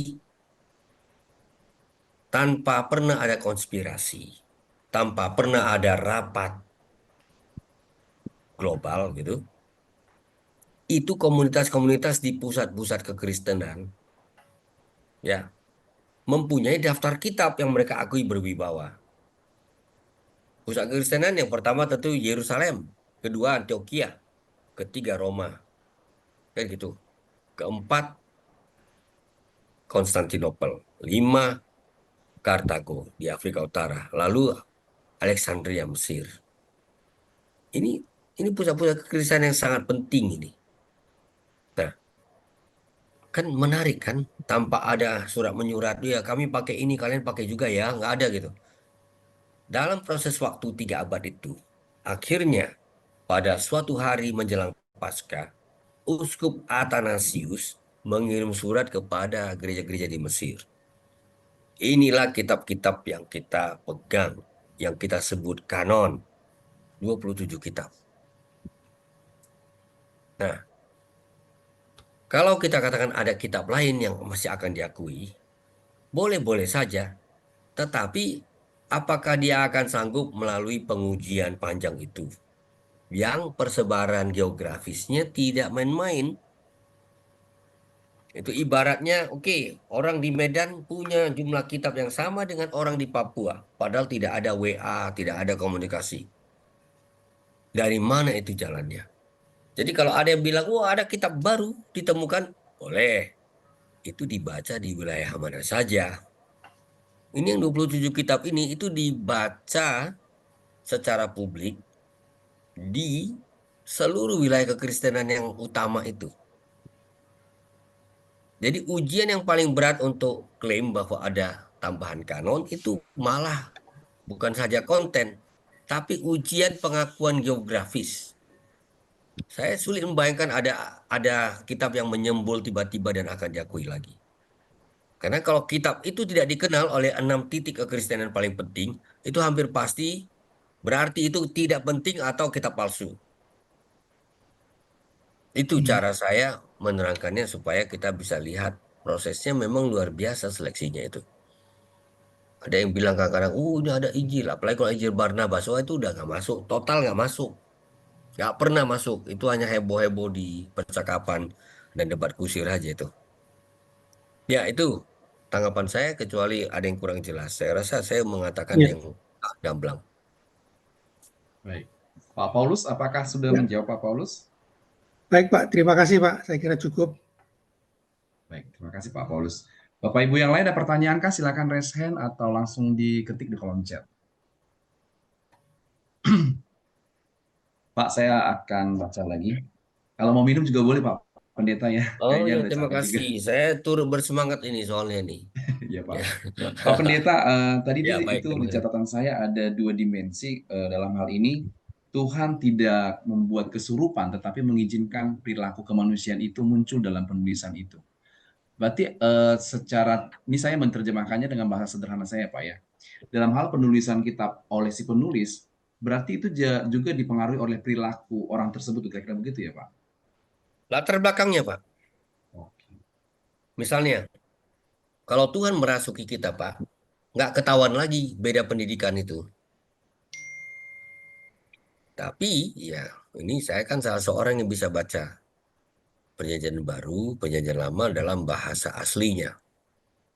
Saya bisa tahu kalau saya baca tulisan Paulus, tinggi. Bahasa bahasa Yunani tinggi gitu. Tapi kalau saya baca Markus, wah ini bahasa Yunani orang yang mungkin kalau sekarang ini paling-paling tamat SMA gitu. Kalau Paulus itu perguruan tinggi, Pak. Di atas Paulus masih ada lagi. Kalau saya baca surat Ibrani, wah lebih tinggi lagi, Pak. Kira-kira setara dengan 1 Petrus. Nah, kalau Tuhan yang merasuki, kan gak ada beda itu. Tingkat-tingkat bahasa itu. Di antara Injil-Injil pun, kalau saya baca Lukas, wah nampak ini tulisan orang yang lebih berpendidikan ketimbang Markus. Nah, apa positifnya? Supaya jangan hanya soal urusan tinggi rendah ya. Positifnya adalah ternyata kalau Tuhan pakai manusia, dia nggak peduli pendidikannya mau tinggi atau rendah. Jadi penting ini. Markus yang sederhana, dia pakai. Paulus yang intelektual, dia pakai. Justru itu menguatkan kita, Pak. Ya, ya itu cara saya melihatnya, kemudian sedikit memberi pesan lah soal bagaimana merasuki ini. Makanya tulisan-tulisan yang manusiawi ini tidak bisa menyembunyikan ya apa ya jejak-jejak pribadi itu. Kalau kita baca 2 Korintus, wah, terasa Paulus di situ lagi emosional sekali. Iyalah, kalian memang orang hebat semua lah kalian. Ya kan? Biarlah kalian semakin hebat. Kalau saya cuma rasul begini aja. Nah, nyindir betul-betul. Kan begitu ya. Itu apa artinya? Dimensi kemanusiaannya tidak hilang. Tapi luar biasa kan? Di dalam kemarahannya pun Tuhan jadikan itu firman-Nya. Kenapa? Kemarahannya punya pesan. Itu Pak. Cara kita melihat Alkitab itu ya seperti itu. Makanya Alkitab itu koleksi yang menurut saya luar biasa. Mau berisi hukum-hukum ada. Puisi-puisi yang indah tentang cinta asmara ada. Coba. Ujian ada. Tentang orang selingkuh itu banyak. Jadi gak usah heran kita. Tapi di situ ada pesannya yang mau disampaikan. Artinya Tuhan tuntun manusia-manusia ini. Dia pakai supaya pesannya ini betul-betul pesan yang mendarat dalam kehidupan manusia. Ya. Jadi nggak ada Tuhan bicara dari surga gitu, itu jarang. Paling-paling waktu dia bicara kepada Yesus itu, waktu dibaptis. Ya. Di luar itu, ketika Tuhan mau bicara, 99% saya berani bilang gitu. Itu lewat manusia dalam situasi yang sedang dia hadapi. Jadi Tuhan kita adalah Tuhan yang nggak bertahta di sorga sana, dia tinggal lirik-lirik kita gitu. Tapi dia turun gunung, turun.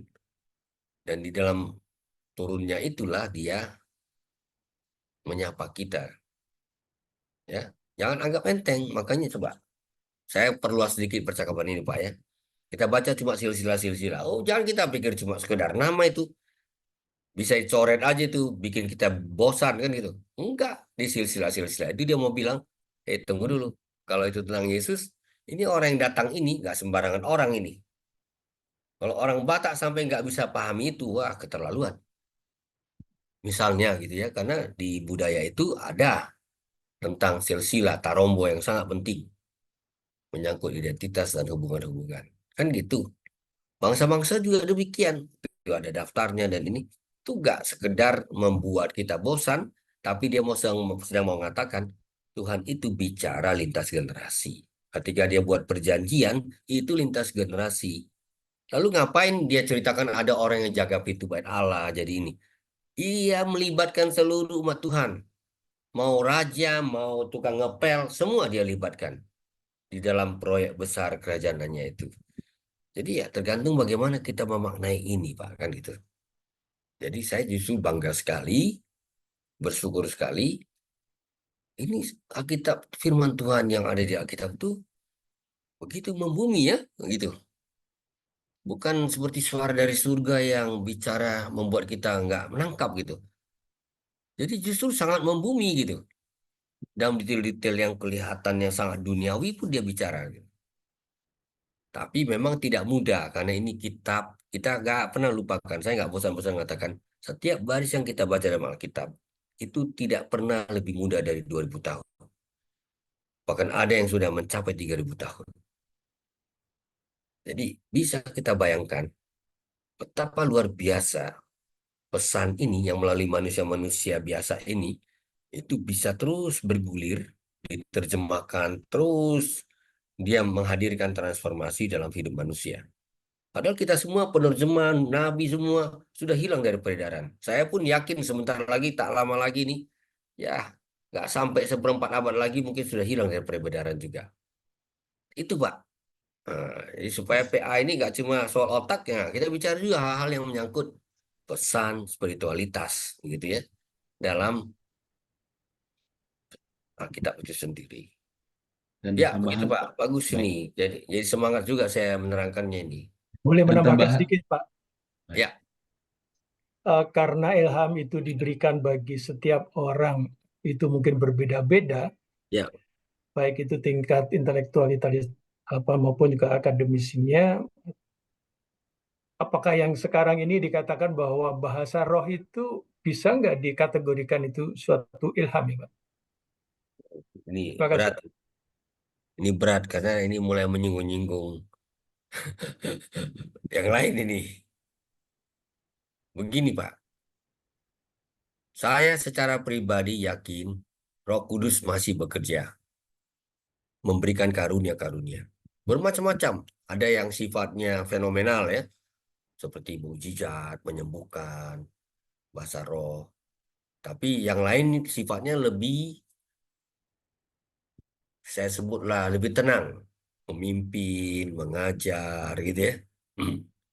Lalu fenomen bahasa roh ini, glosa dalam bahasa Yunani itu cuma glosa lidah, nggak ada glossolalia, kata glossolalia. Apa ini maksudkan? Fenomen bahasa roh ini, ya pertama-tama pertanyaan paling besarnya adalah, apakah yang sering dibicarakan di macam-macam tempat itu, komunitas itu otentik atau enggak? Karena kalau disebut karunia berbahasa lidah atau roh, itu karunia.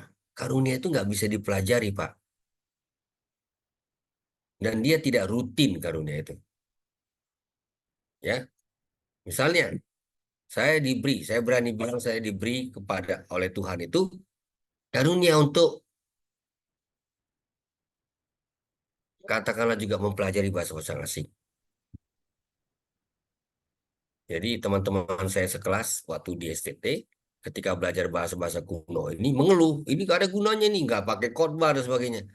Saya waktu itu belajarnya, oh asik banget ini, waduh enak sekali, menarik sekali. Bahasanya terbalik, tulis kanan ke kiri, itu masih berani misalnya. Itu kan soal karunia, karena saya sangat menyukai. Dan syukurlah kemudian saya dijodohkan oleh guru saya, Dr. David Baker dengan LI. Itu bukan saya yang nyari LI, Pak. Enggak, saya mau jadi pendeta langsung kok. Tapi Tuhan pakai kan gitu ya. Nah, lalu bagaimana dengan bahasa-bahasa yang roh ini? Kalau yang Ibrani Yunani kan saya pelajari. Kan gitu ya. Meskipun itu saya sebut karunia, tapi kan saya pelajari. Tapi yang sebut bahasa lidah, karunia, glosa, dalam surat-surat Paulus, itu memang tidak dipelajari. Karena itu bukan bahasa yang bisa dimengerti oleh rata-rata orang. Itu bahasa yang bunyinya saja tidak begitu jelas iramanya. Jadi pertanyaannya adalah, dari mana saya bisa tahu bahwa yang sekarang ini, yang bahkan sudah dirutinkan, itu masih bahasa yang disebut oleh Rasul Paulus dalam suratnya. Dan saya harus katakan jujur, saya tidak tahu.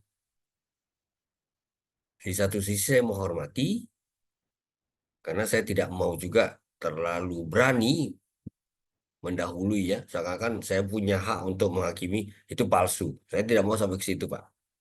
Tapi saya wajib mempertanyakan.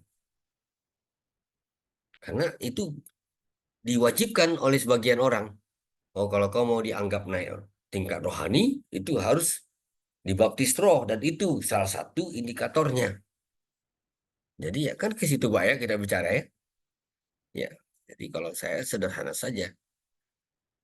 Kalau memang itu otentik, itu tentu roh yang memberikan. Tapi kalau itu hanya ikut-ikutan, saya sayangkan. Karena itu hampir tidak ada gunanya. Seperti itu Pak.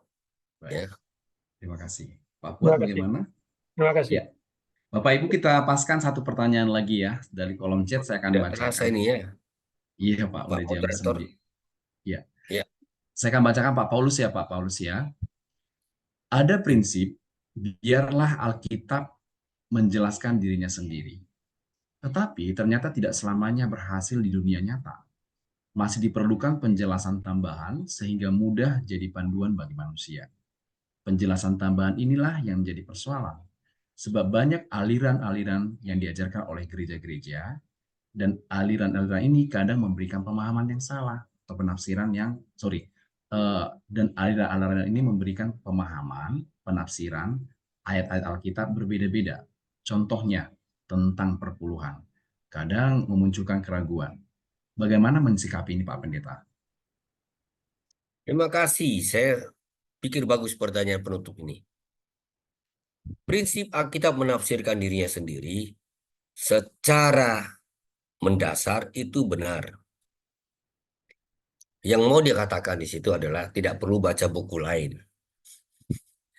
Ya, yang mau dikatakan itu bukan buku lain tidak perlu, informasi lain tidak perlu. Yang mau dia katakan sebelum kita menarik kesimpulan, izinkan Alkitab itu saling menerangkan dirinya. Contoh soal, kalau saya membaca, dulu saya kan orang yang tidak baca Alkitab, lalu percaya Kristus karena baca Alkitab. Saya itu pernah terbentur pada kitab Imamat. Imamat 11 itu, ini ada binatang-binatang haram ini. Dan salah satu yang diharamkan itu bagi keluarga kami harumnya bukan main. B2. Kan gitu.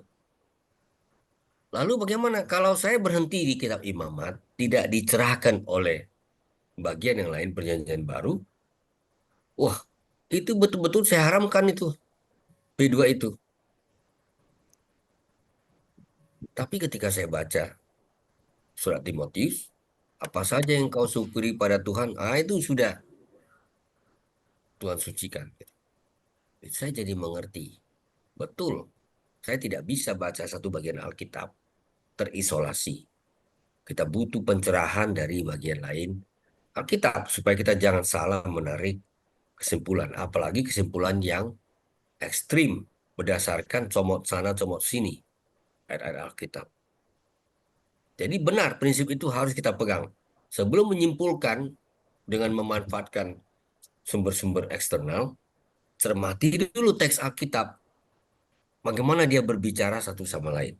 Terutama hubungan antara perjanjian lama dengan perjanjian baru. Saya kira perlu jelas ya hubungan ini. Iya. Jadi, misalnya Pak, bukan hanya soal perpuluhan ya. Iya. Sunat misalnya.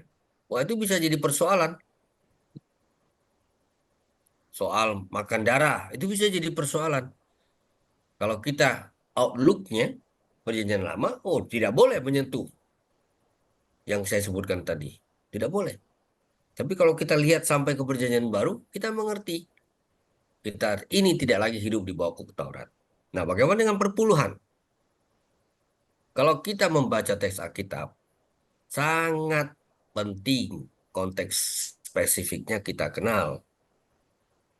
Kitab Maliaki itu ditujukan kepada komunitas yang sudah mengabaikan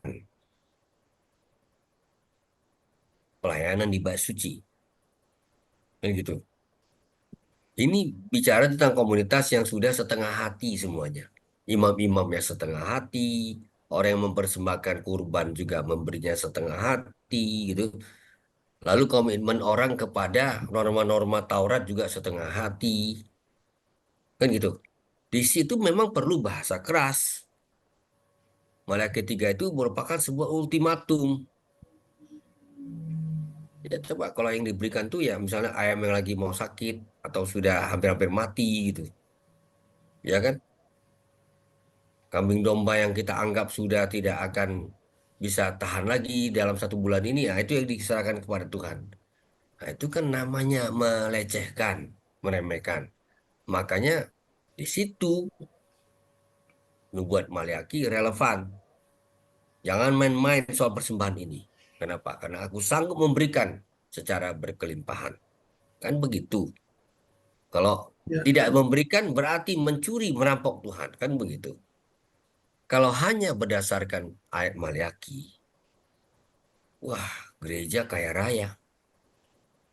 Bayangkan kalau setiap warga gereja memberi harfiah 10% dari semua penghasilannya, itu untuk gereja. Saya tidak tahu gereja udah sekaya apa itu. Itu satu hal. Tapi kita baca Perjanjian Baru. Kenapa ini tidak pernah dipersoalkan dalam Perjanjian Baru? Kenapa Rasul Paulus ketika mengumpulkan persembahan untuk menolong jemaat di Yerusalem, dia tidak pernah menyebut persepuluhan ini? Kenapa dia justru mengacu kepada Yesus yang mengorbankan dirinya, yang Yesus yang kaya raya tapi bersedia miskin? Berarti ada prinsip yang bergeser. Bukan persepuluhan dalam nada ultimatum yang menentukan hidup kita lagi, tapi bahwa Kristus telah memberikan segala-galanya. Lalu kita mau memberikan apa lagi? Gak soal persentase lagi. Kalau sanggup 50%, berikan 50%. Kalau memang mampunya dan relanya cuma 2%, berikanlah 2%. Itu semacam tanda kutip persepuluhan kita. Menggantikan yang ada di Perjanjian Lama. Semangatnya itu perlu ditangkap. Kalau Ya. tidak, ayat-ayat Alkitab ini bisa diselewengkan. Ya. Saya kalau mau menyelewengkan Alkitab ini, aduh mudah sekali. Ayat ini bisa Ya. dipakai untuk ini mengintimidasi orang. Tapi itu kan Ya. tidak benar. Tuhan kita itu mendorong kita memberi dengan sukacita, gitu ya. Bahkan yang dia minta itu bukan cuma dompet kita, gitu. Roma pasal 12 dari Rasul Paulus kita dengar, persembahkanlah tubuhmu. Yang dimaksud tubuh ini bukan daging manusia ini. Hidupmu yang konkret dalam ruang dan waktu itu loh. Jadi sebenarnya itu membuat kita jadi mengerti. Ini bagus sekali sebagai penutup. Baca Alkitab itu tidak boleh hanya sepotong-sepotong. Menarik kesimpulan dari sepotong-sepotong itu bahkan mengkhianati semangat dari Alkitab itu secara menyeluruh. Makanya jangan mau diintimidasi oleh pengkhotbah-pengkhotbah yang hanya sepotong-sepotong. Enggak. Saya mendorong kita semua untuk baca Alkitab secara utuh dari Kejadian sampai Kitab Wahyu, supaya kita punya wawasan yang lengkap gitu.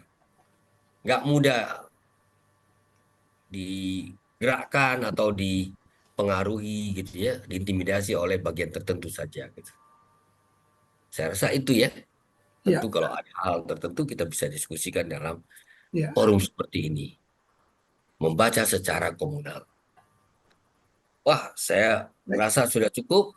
Ya, terima kasih Pak Terima Pendeta. kasih Pak Pendeta. Iya. Ya, Baik saya kira Pak Pendeta. cukup jelas. Ya. Baik Bapak Ibu, kita sudahin diskusi dengan Bapak Pendeta. Terima kasih Bapak Pendeta Arnold Chen. Bapak Ibu boleh kasih reaction dong ya ke jempol untuk Pak Pendeta. Bu Cindy, apakah sudah siap untuk Bu Cindy bawakan lagi acara kita, Bu Cindy? Sudah siap Pak, lanjut. Saya kembalikan ke Bu Cindy ya, Ya, dan saya baik. akan share lagi Bu. Baiklah, Bapak Ibu, menarik sekali ya. Nanti diundang lagi boleh ya Pak Pendeta Anwar ya, dengan Ya, topik yang lebih. tahun depan Bu, tahun depan. Oh, udah full ya? Kelamaan Pak. Tahun depan.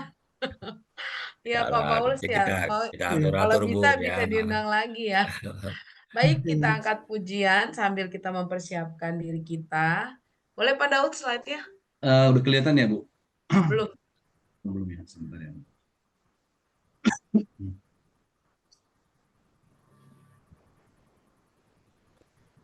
Sudah kelihatan nggak Bu? Udah lama nggak pakai Zoom sejak nggak pandemi lagi. Jadi udah kagok lagi nih. Ya. Kelihatan nggak Bu? Udah ya? Sudah kelihatan Pak. Nah. Tiba saatnya kita akan memberikan persembahan. Oh, ini bagiannya Bu Ita ya Pak ya? Ya, Bu Itanya, Bu aja nggak apa-apa. Oh ya, baiklah.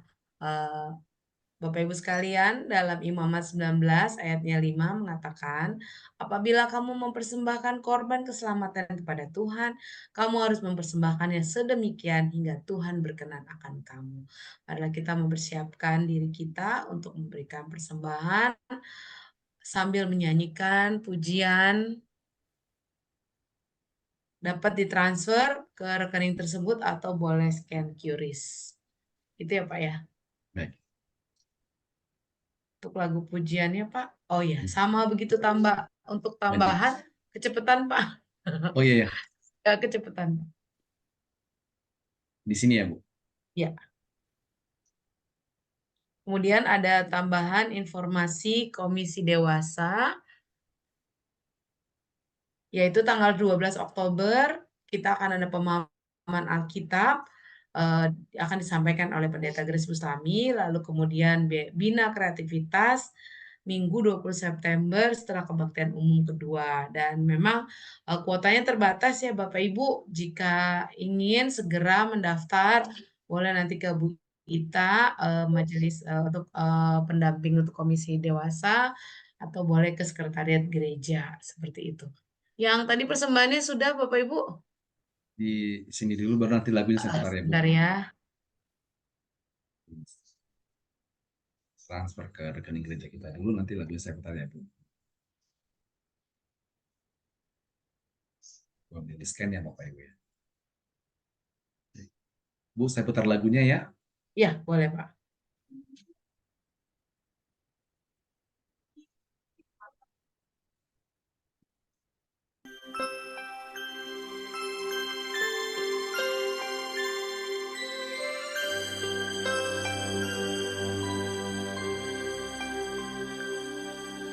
Yesus sayang padaku, Ia panggil marilah untuk jadi anaknya, turut tapak kakinya.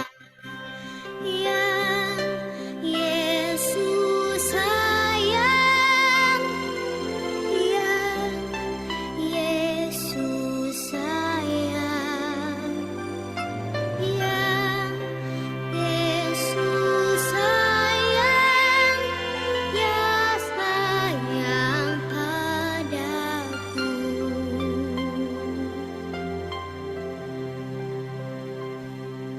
Yesus sayang padaku dan tetap bersamaku,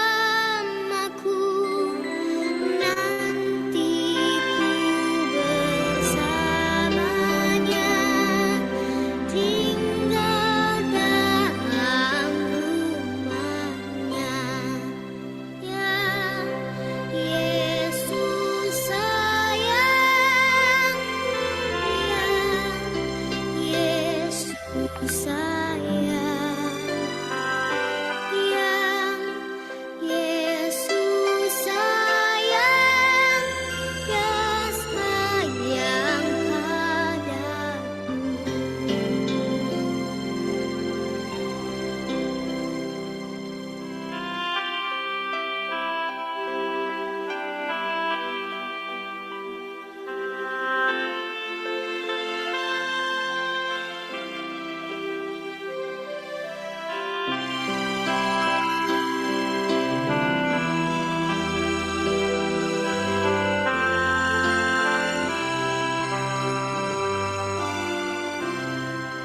Ya, Yesus sayang, ya, Yesus sayang,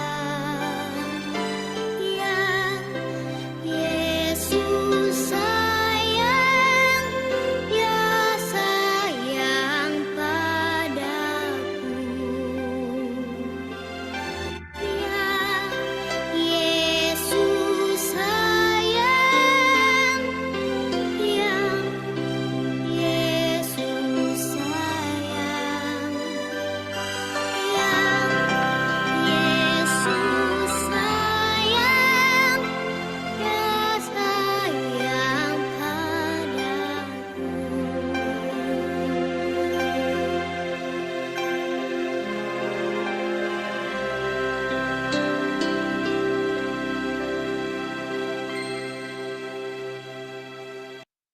Ya, baik. Saya konfirmasi kembali ya untuk sorry Pak Daud, boleh digeser tadi informasinya bahwa untuk kegiatannya yang pertama untuk PA tanggal 12 Oktober, kemudian untuk bina kreativitasnya Minggu 20 Oktober ya Bapak Ibu. Terima kasih buat koreksinya. Kita akan menutup acara kita di mana nanti Ibu Pendeta Vera Watihia yang akan menutup untuk pemahaman Alkitab kita pada malam hari ini. Bu Namun terlebih Cindy, dahulu, pemenangnya? oh Pemenangnya Bu iya untuk Cindy? pemenangnya, ya. Iya Untuk benar. pemenangnya adalah Pak Paulus Suparjo. Boleh dibuka dong Pak. Tadi wajahnya ada terlihat nih. Pak Stop Paulus. dulu. Nah, ya sebentar saya spotlight. Ya, Bu Vera kenal nggak kira-kira nih wajahnya nih? Oh, kenal. Kenal ada di KU1 biasanya. Selamat ya Pak. Nanti boleh diambil di gereja hadiahnya ya Terima Pak. kasih. Satu Alkitab TB2 Ya, dari kita dari Komisi Dewasa ya, ya. Bapak. Terima kasih Bu Cindy. Ya, semakin semangat, rajin terus baca Alkitab ya Pak. Luar biasa. Baik Bu Vera, selanjutnya kita akan berdoa. Waktu dan layar saya persilakan Ibu Pendeta Vera Watihia. Ya, baik. Terima kasih Bu Cindy. Terima kasih juga Pak Anwar dan Pak Daud juga. Terima kasih untuk hari ini. Mari kita tutup acara kita ini dengan doa bersama. Mari kita bersatu dalam doa. Bapa yang Maha Baik yang kami kenal, kami sapa dalam nama Tuhan Yesus. Kami bersyukur karena hari ini kami boleh diyakinkan kembali Tuhan kalau Alkitab sangat dapat dipercaya dan firman-Mu itu boleh mengantar kami untuk mengenal-Mu dengan lebih baik. Karena itu Tuhan, tolonglah kami untuk senantiasa memegang kebenaran firman Tuhan dalam hidup kami dan bahkan juga melakukannya dengan kuasa dari Roh-Mu yang kudus sendiri.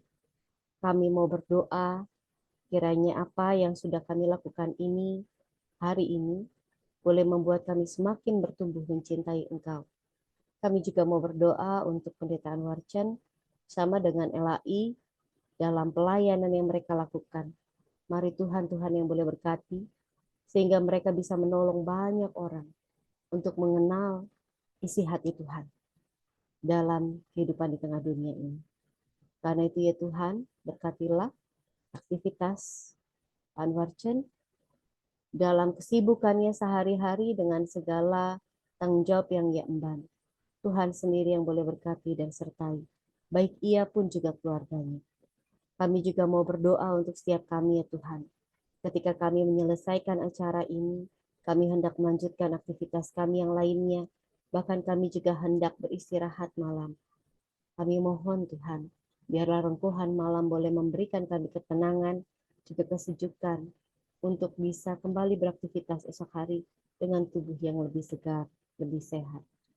Kami menyerahkan diri kami ke dalam tangan kasih Tuhan. Kami menyerahkan apa yang sudah kami lakukan dalam perkenanan Tuhan. Dalam nama Tuhan Yesus kami berdoa, kami bersyukur. Amin. Baik, terima Baiklah kasih. Ibu Pendeta Baik. Vera, terima Terima kasih kasih. Bapak Ibu. Bersama Majelis Terima Jemaat Selamat GKI Cipinang malam. Indah mengucapkan terima kasih Pak Ya. Pendeta Anwar Chen. Kiranya Terima Tuhan kasih. Yesus selalu memberkati pelayanan Bapak dan keluarga Ya, senantiasa. terima kasih Pak Chen. Luar Terima biasa. kasih Horas Pak. semuanya. Terima Terima kasih Pak kasih. Anwar Selamat Chen. malam. Selamat Terima Pak kasih. Paulus. Ya, Sehat terima kasih ya selalu. Bapak Ibu sekalian. Ya, baik.